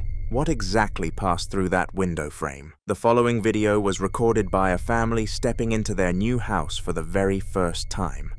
The father is holding the camera, slowly documenting their first walk through the home as the rest of the family heads inside ahead of him. Everything appeared perfectly ordinary until viewers noticed something that was out of place. Watch. Okay. Got everybody here. Heading on into the new house for the first time. They said go. Yeah. See how scary? It's kind of scary, actually. Oh, look at all this stuff. Dollhouse for you, Salo. Go. Okay. This kitchen's pretty nice. Go close the door. If you focus on the mirror by your right, you'll notice what looks like a dark, human-shaped shadow standing directly behind him. The unsettling part is that it can't be one of his daughters. By the time the reflection appears, both girls have already walked past the mirror and are standing farther inside the house. There shouldn't be anyone behind him. But what many viewers found even more disturbing wasn't the shadow. It was the youngest girl. Without anyone prompting her, she repeatedly says, "Scary," over and over again. Some dismissed it as exactly what children do in unfamiliar places. New houses can feel intimidating, especially when they're empty, dimly lit, and full of echoes. Others believe moments like this deserve a closer look. As for the mirror itself, mirrors have long occupied a unique place in supernatural folklore. Some traditions describe them as symbolic thresholds or reflective surfaces where unexplained figures are more likely to appear, while others view them simply as objects capable of creating convincing visual illusions under low lighting. Whether the shadow was a trick of perspective, a reflection the family didn't notice, or something that greeted them before they even unpacked. One detail remains difficult to ignore. Before anyone mentioned seeing a figure, the little girl had already decided there was something about that house she didn't like.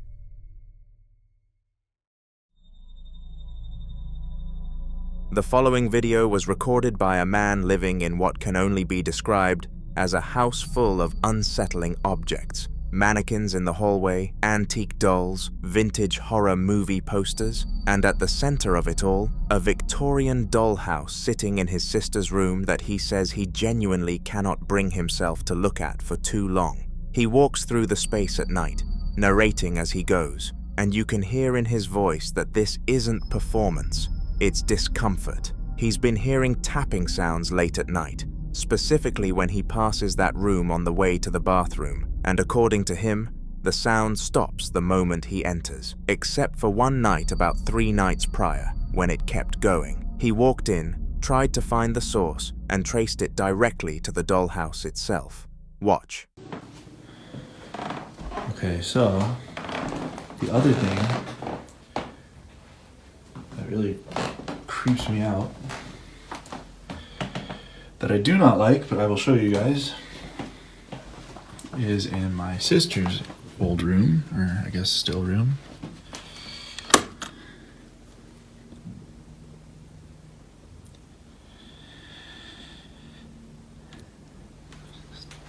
Dollhouse. I don't know how to explain it. The only thing I can say that has happened with it is sometimes when I walk by, or like I go, the bathroom's back there, and I walk through and I hear like tapping coming from this room. It's like it's like yeah, it's like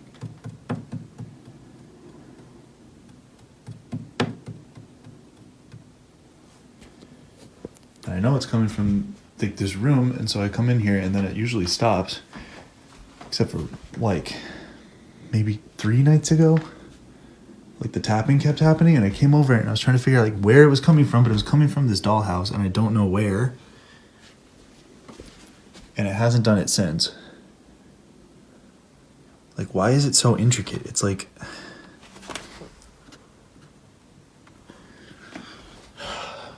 I don't know. Freaks me out.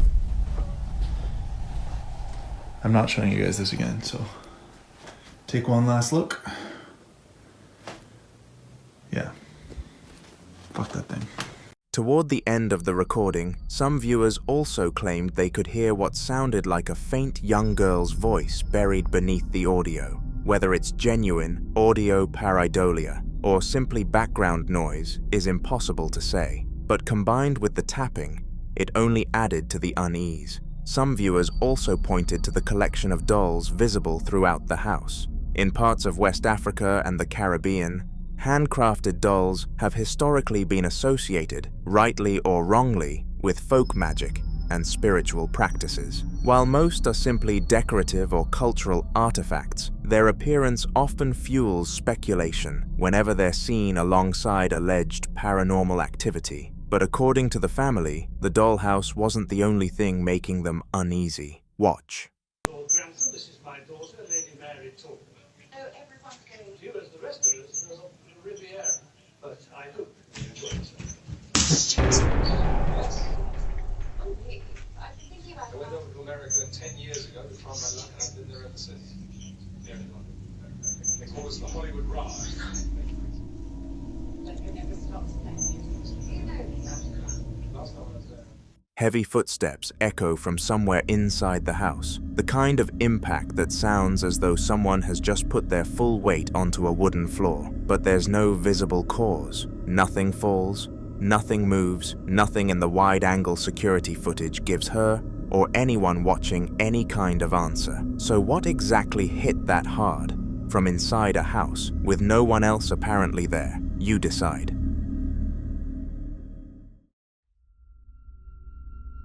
Now in this next clip, a man who works at what appears to be an industrial facility decided to stay late one night. Not because he had to, but because something about the place kept pulling him back. He'd already noticed things before this recording. His radio had been jumping with static, which he says is usually a sign that something is close, and the temperature in the break room had dropped noticeably enough to stop him in his tracks. He's wearing work gloves, holding his camera, and his voice is raspy and low as he moves through a long fluorescent-lit hallway and into one of the facility's break rooms, a cluttered industrial space with metal lockers, stainless steel countertops, and trash bags piled against the walls. He admits out loud that he's nervous. He can feel something in there with him, and then he notices his Apple Watch.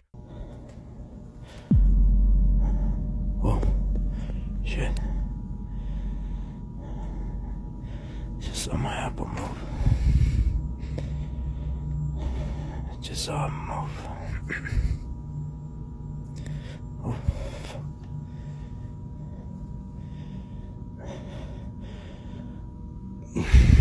What do you want?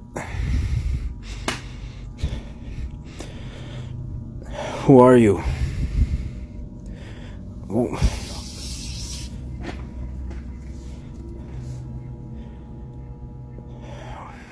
What does this mean? What do you want?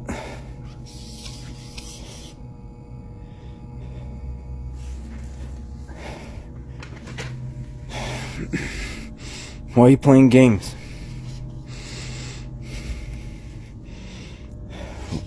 Why did you attack me the other day? What do you want?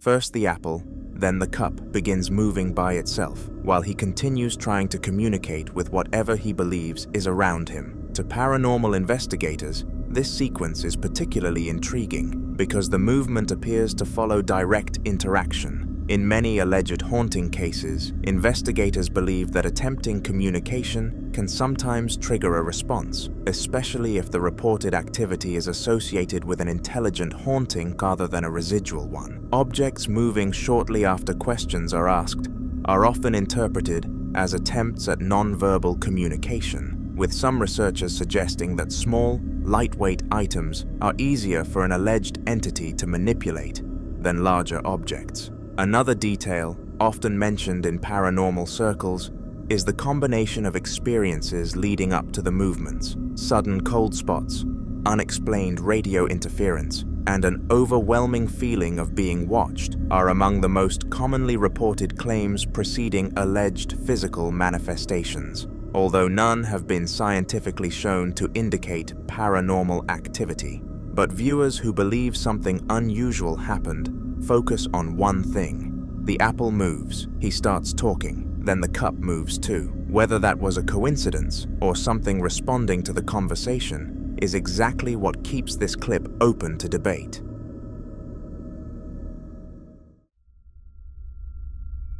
This next video comes from a man who says something got into his shed while he was away, and whatever it was, it didn't just leave quietly. He's been filming himself outside at night, shaky camera pointed upward into dark tree branches, voice already strained before he's even made it through the door.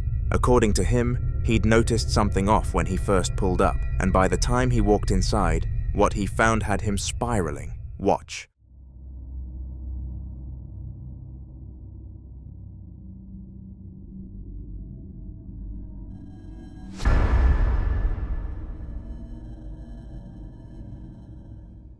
The CCTV footage shows the shed door closed. Then, across a 5-second gap in the recording, it's sitting open by several inches with nothing on camera to explain it. No figure, no gust, no visible contact. And when he finally walks in and turns the light on, the shed is ransacked. Tools, clothing, and a power sander thrown into disorder. But what frightened him most wasn't the mess. It was what happened when he went back inside for a closer look. Watch.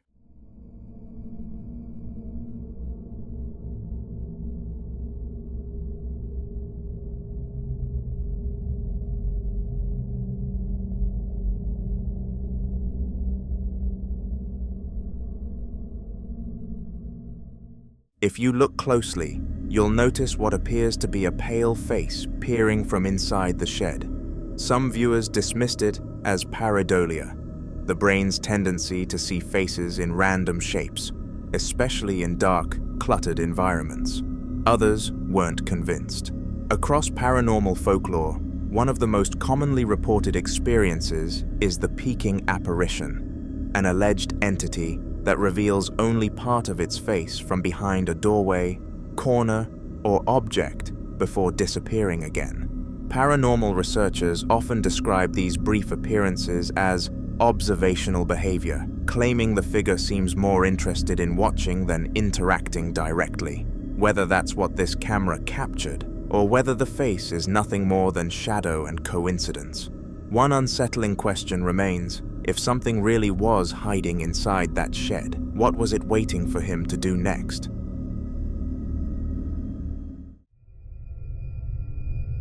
This next video was recorded by a man filming from what appears to be his backyard at night.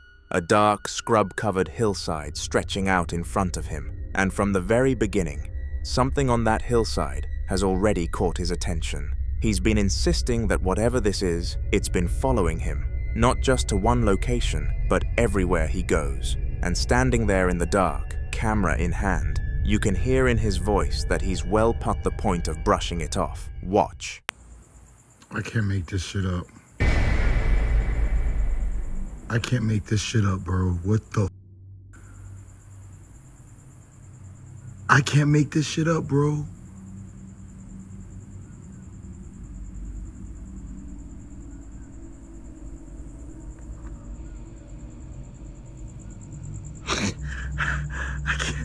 I can't make this shit up, bro. What the is that?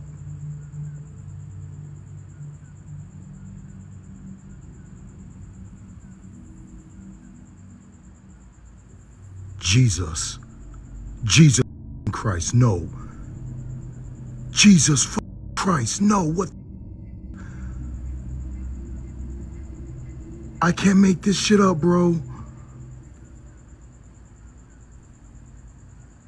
Out on that hillside, a bright glowing orb sits completely still at first, white-yellow on the outside, but with a distinct purple or violet core pulsing inside it. As he zooms in, that inner light shifts shape, momentarily forming something almost structured, almost like a letter or symbol, before the whole thing begins sliding horizontally to the left, leaving a faint trail behind it. And then, just like that, it vanishes. The hillside goes dark. His reaction says everything, stunned silence, then a rising panic he can barely keep together. Some viewers immediately thought of ball lightning, a rare atmospheric phenomenon that can produce glowing, drifting orbs. But ball lightning doesn't typically hold a distinct internal color or leave shaped impressions. Others pointed to UAP sightings, noting that the pulsing purple core and horizontal drift are consistent with characteristics reported in several well-documented cases. What do you think was on that hillside?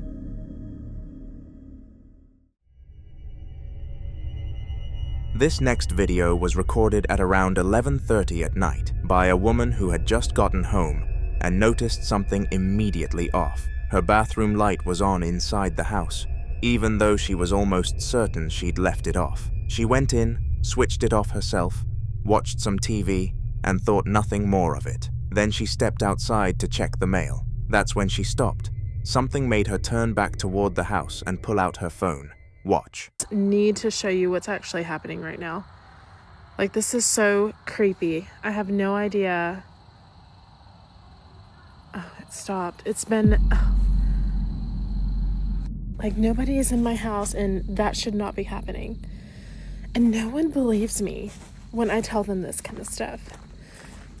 The bathroom window, visible from the driveway, flickers on, then off, then on again, then dark, with no one inside operating the switch. She's standing right there in the driveway, in the pitch black, telling you directly, nobody is home, and that light should not be doing that. But many viewers noticed something even stranger than the light itself. If you look closely at the window, there appears to be the faint outline of what looks like a young girl standing motionless, facing directly toward the woman filming. The shape doesn't seem to move, it simply watches. Reports of flickering lights are among the most commonly described experiences in alleged hauntings, though faulty wiring, loose switches, and electrical fluctuations remain far more common explanations. The apparent figure in the window has sparked even more debate. Some believe it's nothing more than reflections on the glass or pareidolia, the brain interpreting shadows and patterns as a human face. Others compare it to reports of window watchers, a recurring motif in paranormal accounts where an unexplained figure is said to silently observe people from inside a home without ever approaching. Whether rooted in folklore or coincidence, these reports often describe the figure as remaining perfectly still, creating the unsettling impression that it's watching rather than trying to be seen. So was the flickering light simply an electrical fault? Did the changing light create the illusion of a face? Or was someone or something standing behind that window after all? That's the question this footage leaves unanswered. The following video was recorded by a man who had recently moved into an old house built back in 1912, a property with enough history behind it to already make him uneasy before anything strange even started happening. According to him, the previous tenant had suddenly left without much explanation, and after settling in, he began experiencing odd disturbances throughout the house that pushed him into researching the property's past. During a late-night spirit box session, one word reportedly kept coming through over and over again: fire.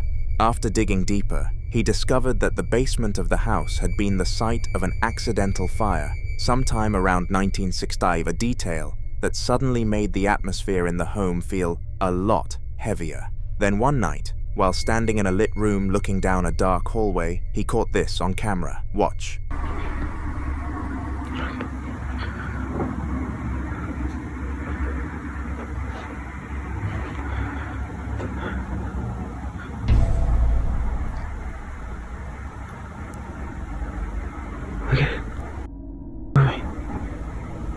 Look, it's my hand.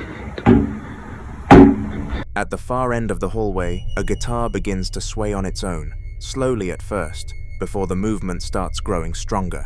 Skeptics pointed toward possible drafts or airflow as the most logical explanation, but what unsettled viewers was how the motion seemed to build, almost like something unseen kept interacting with it. Paranormal theories surrounding old homes often connect fires to lingering energy, especially when the event was sudden or traumatic. Some believe places marked by tragedy can hold on to fragments of that moment for decades, replaying themselves through unexplained sounds, movement, or disturbances tied to certain parts of the house. And considering the repeated mention of fire during the spirit box session, many viewers think whatever is in that hallway may be connected to what happened in the basement all those years ago. Whatever started the movement, he never found the source.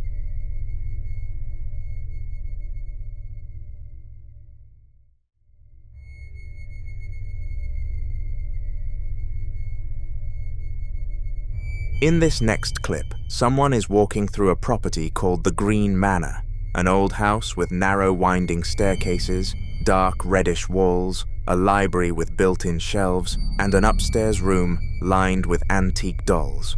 And from the moment they point the camera at a teal wooden door in the hallway, something feels off. The door is slightly ajar, and the vintage oval doorknob on its brass backplate just sits there, still and quiet, the way doorknobs are supposed to. But then it starts to move. Watch.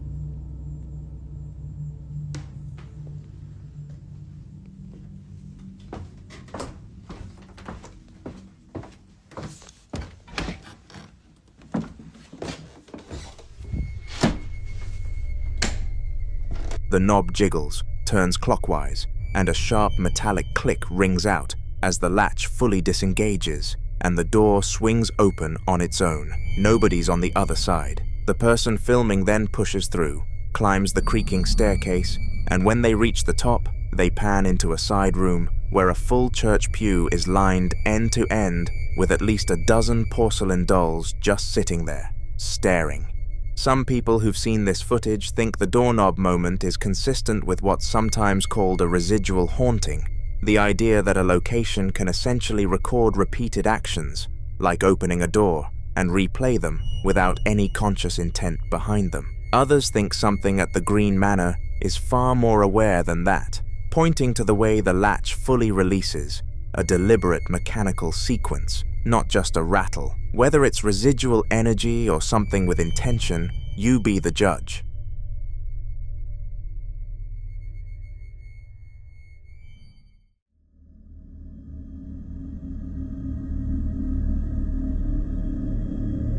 In this next clip, a family arrives at what looks like a spacious hotel suite, a large, well-lit room with high vaulted ceilings, a stone fireplace, a loft area, and a balcony with plenty of natural light coming through. Nothing about the space looks threatening, but the moment they reach the doorway of room 24, something happens that none of them were prepared for. Watch. Come on, Mama! Oh, she don't like this one. Wasn't expecting that.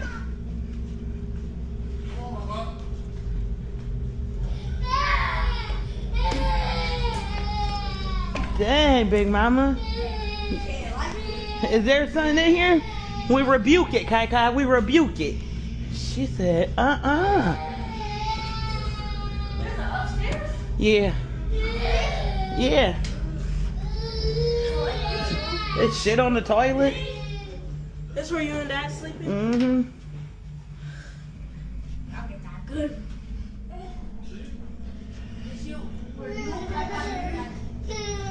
There's nothing.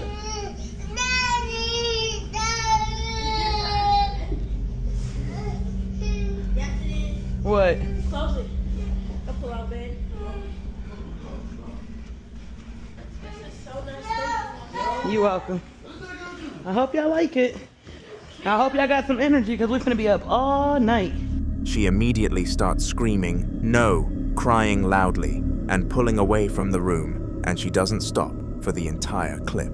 What makes this so hard to dismiss is that the girl didn't calm down. There's a belief, fairly common in paranormal communities, that young children, especially toddlers, are far more sensitive to presence than adults, because they haven't yet learned to rationalize away what they're feeling. You decide what that little girl was sensing at that doorway.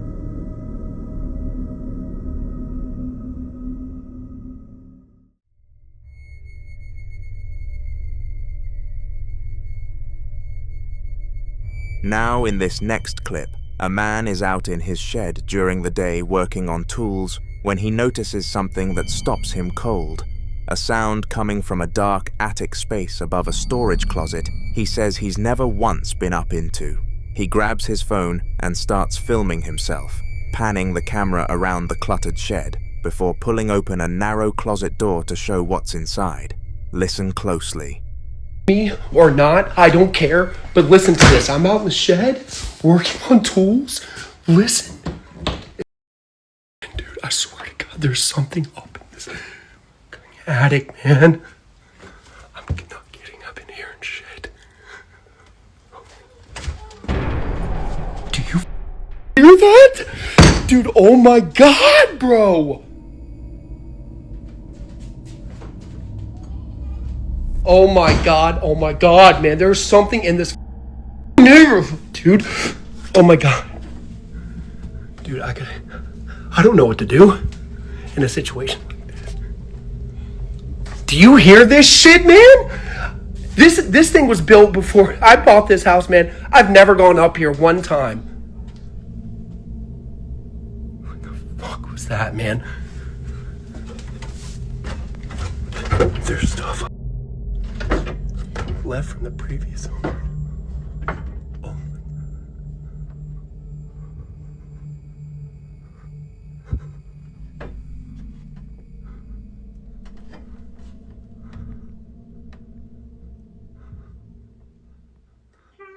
Oh my god, dude. Oh. If you listen closely, you'll hear a baby crying, and it happens not once but multiple times, getting clearer and closer each time. The man's reactions are hard to fake. He slams the door, shouts, opens it again, keeps asking if you can hear it too.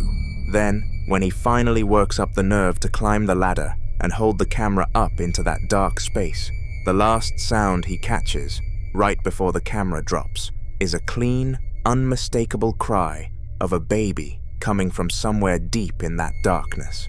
Some viewers think he has squatters in there, which, honestly, isn't impossible.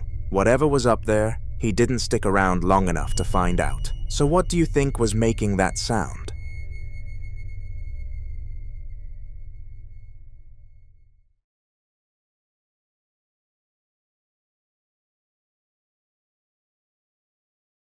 Now in this next clip, a paranormal investigator from Lakeshore Paranormal is in the basement of an old property at night, standing beneath a single bare bulb that cuts harsh shadows across the cinder block walls and exposed ceiling joists. He's got a spirit box scanning in one hand and what appears to be a detection device in the other, the constant static of the scanner cycling through frequencies filling the silence around him. He glances around the space, listening, waiting. Watch. Not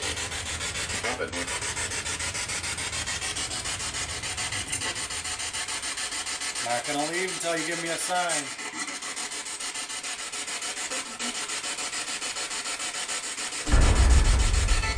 Movement back there. Shadow.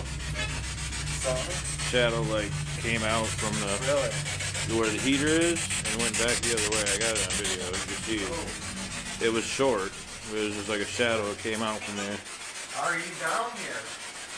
A shadow moved from right to left. What immediately sparked debate online was the way the figure seemed to move with shape and direction, not like a flicker of light or camera distortion, but like something physically crossing.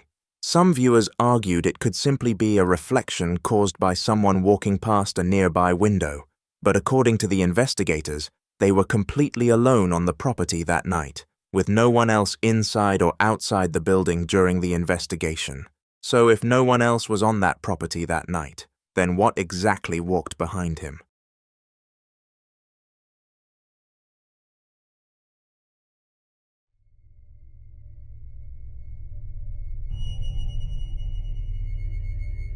Now, in this next clip, someone is moving through a pitch-black house in the middle of the night, using nothing but a flashlight to cut through the darkness ahead of him. According to him, before he even started recording, he had already been hearing strange noises somewhere deeper inside the house, sounds unusual enough that he decided to grab his camera and trace where they were coming from. At first, he expected to find something simple, maybe a window left open, or an animal moving around inside the walls. But instead, he found this. Watch. Right. Second date. It's been okay so far, but... What?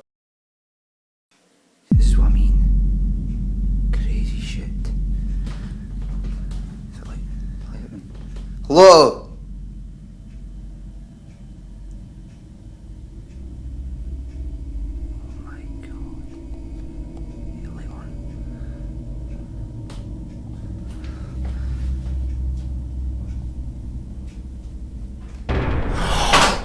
Oh my Oh shit.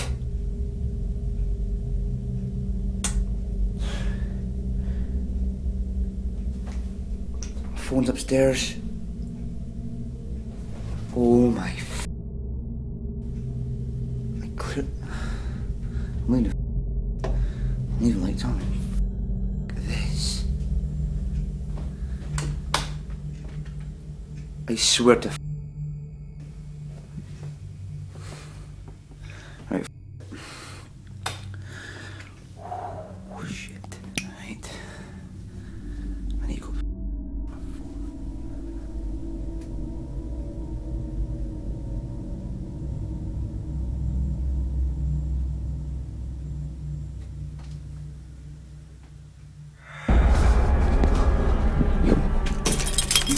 The lights suddenly begin flickering violently, throwing unstable flashes across the hallway, and just as he turns toward the staircase, something can be seen moving on the stairs, a dark shape shifting in the shadows before disappearing again. Some viewers believe the flickering lights could point toward electrical issues in an older property, but others focused entirely on the figure near the staircase, especially because in many old traditions, spirits or entities were said to linger near staircases because they symbolized movement between worlds, especially in darkened homes where visibility is limited and the human mind struggles to fully process shapes in shadow. So what do you think was waiting at the top of those stairs?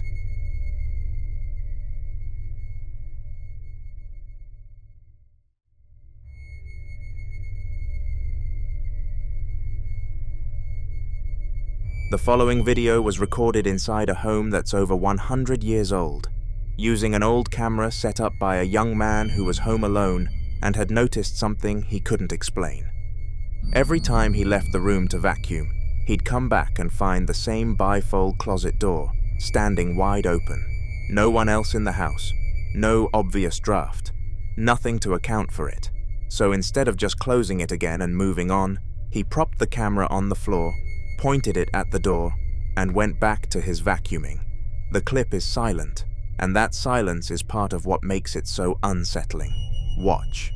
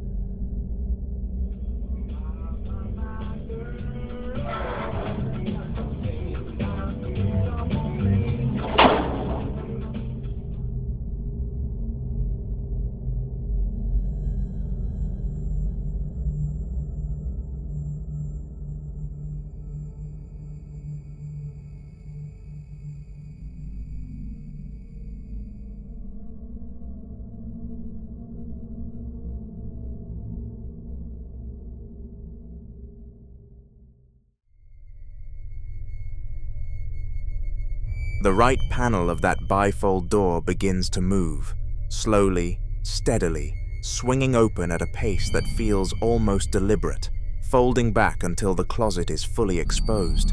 No one enters the frame, there's no rush of air, no person, no visible string or mechanism. If you watch the door's movement carefully, you'll notice it doesn't jerk or stutter the way a draft might cause. It moves with a kind of even, unhurried intention that's harder to dismiss. Some viewers familiar with residual haunting theory think older homes can develop patterns of repeated activity tied to whatever energy accumulated there over decades. But you be the judge.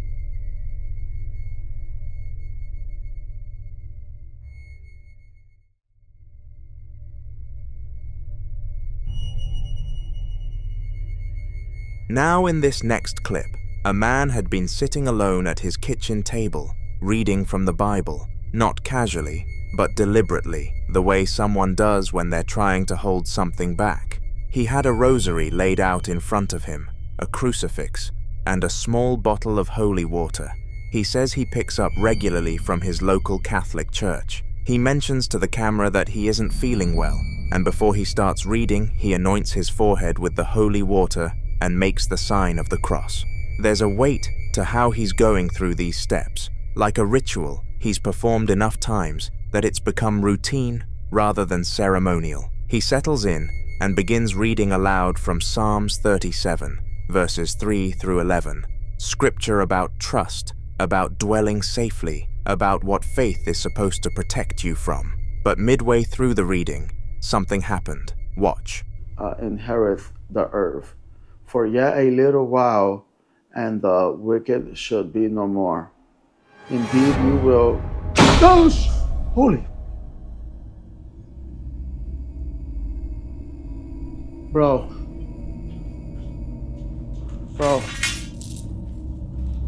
That just closed.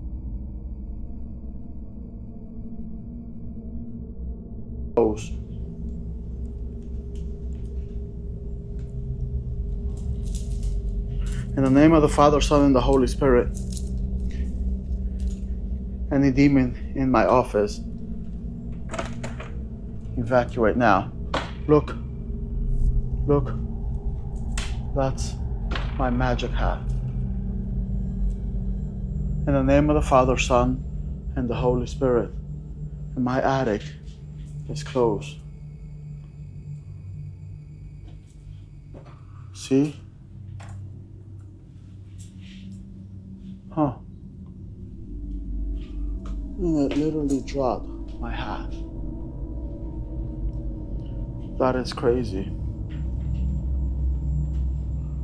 You see, guys, this is what I gotta go through daily.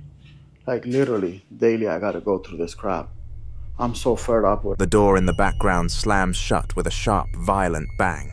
What's harder to dismiss is what he finds on the other side.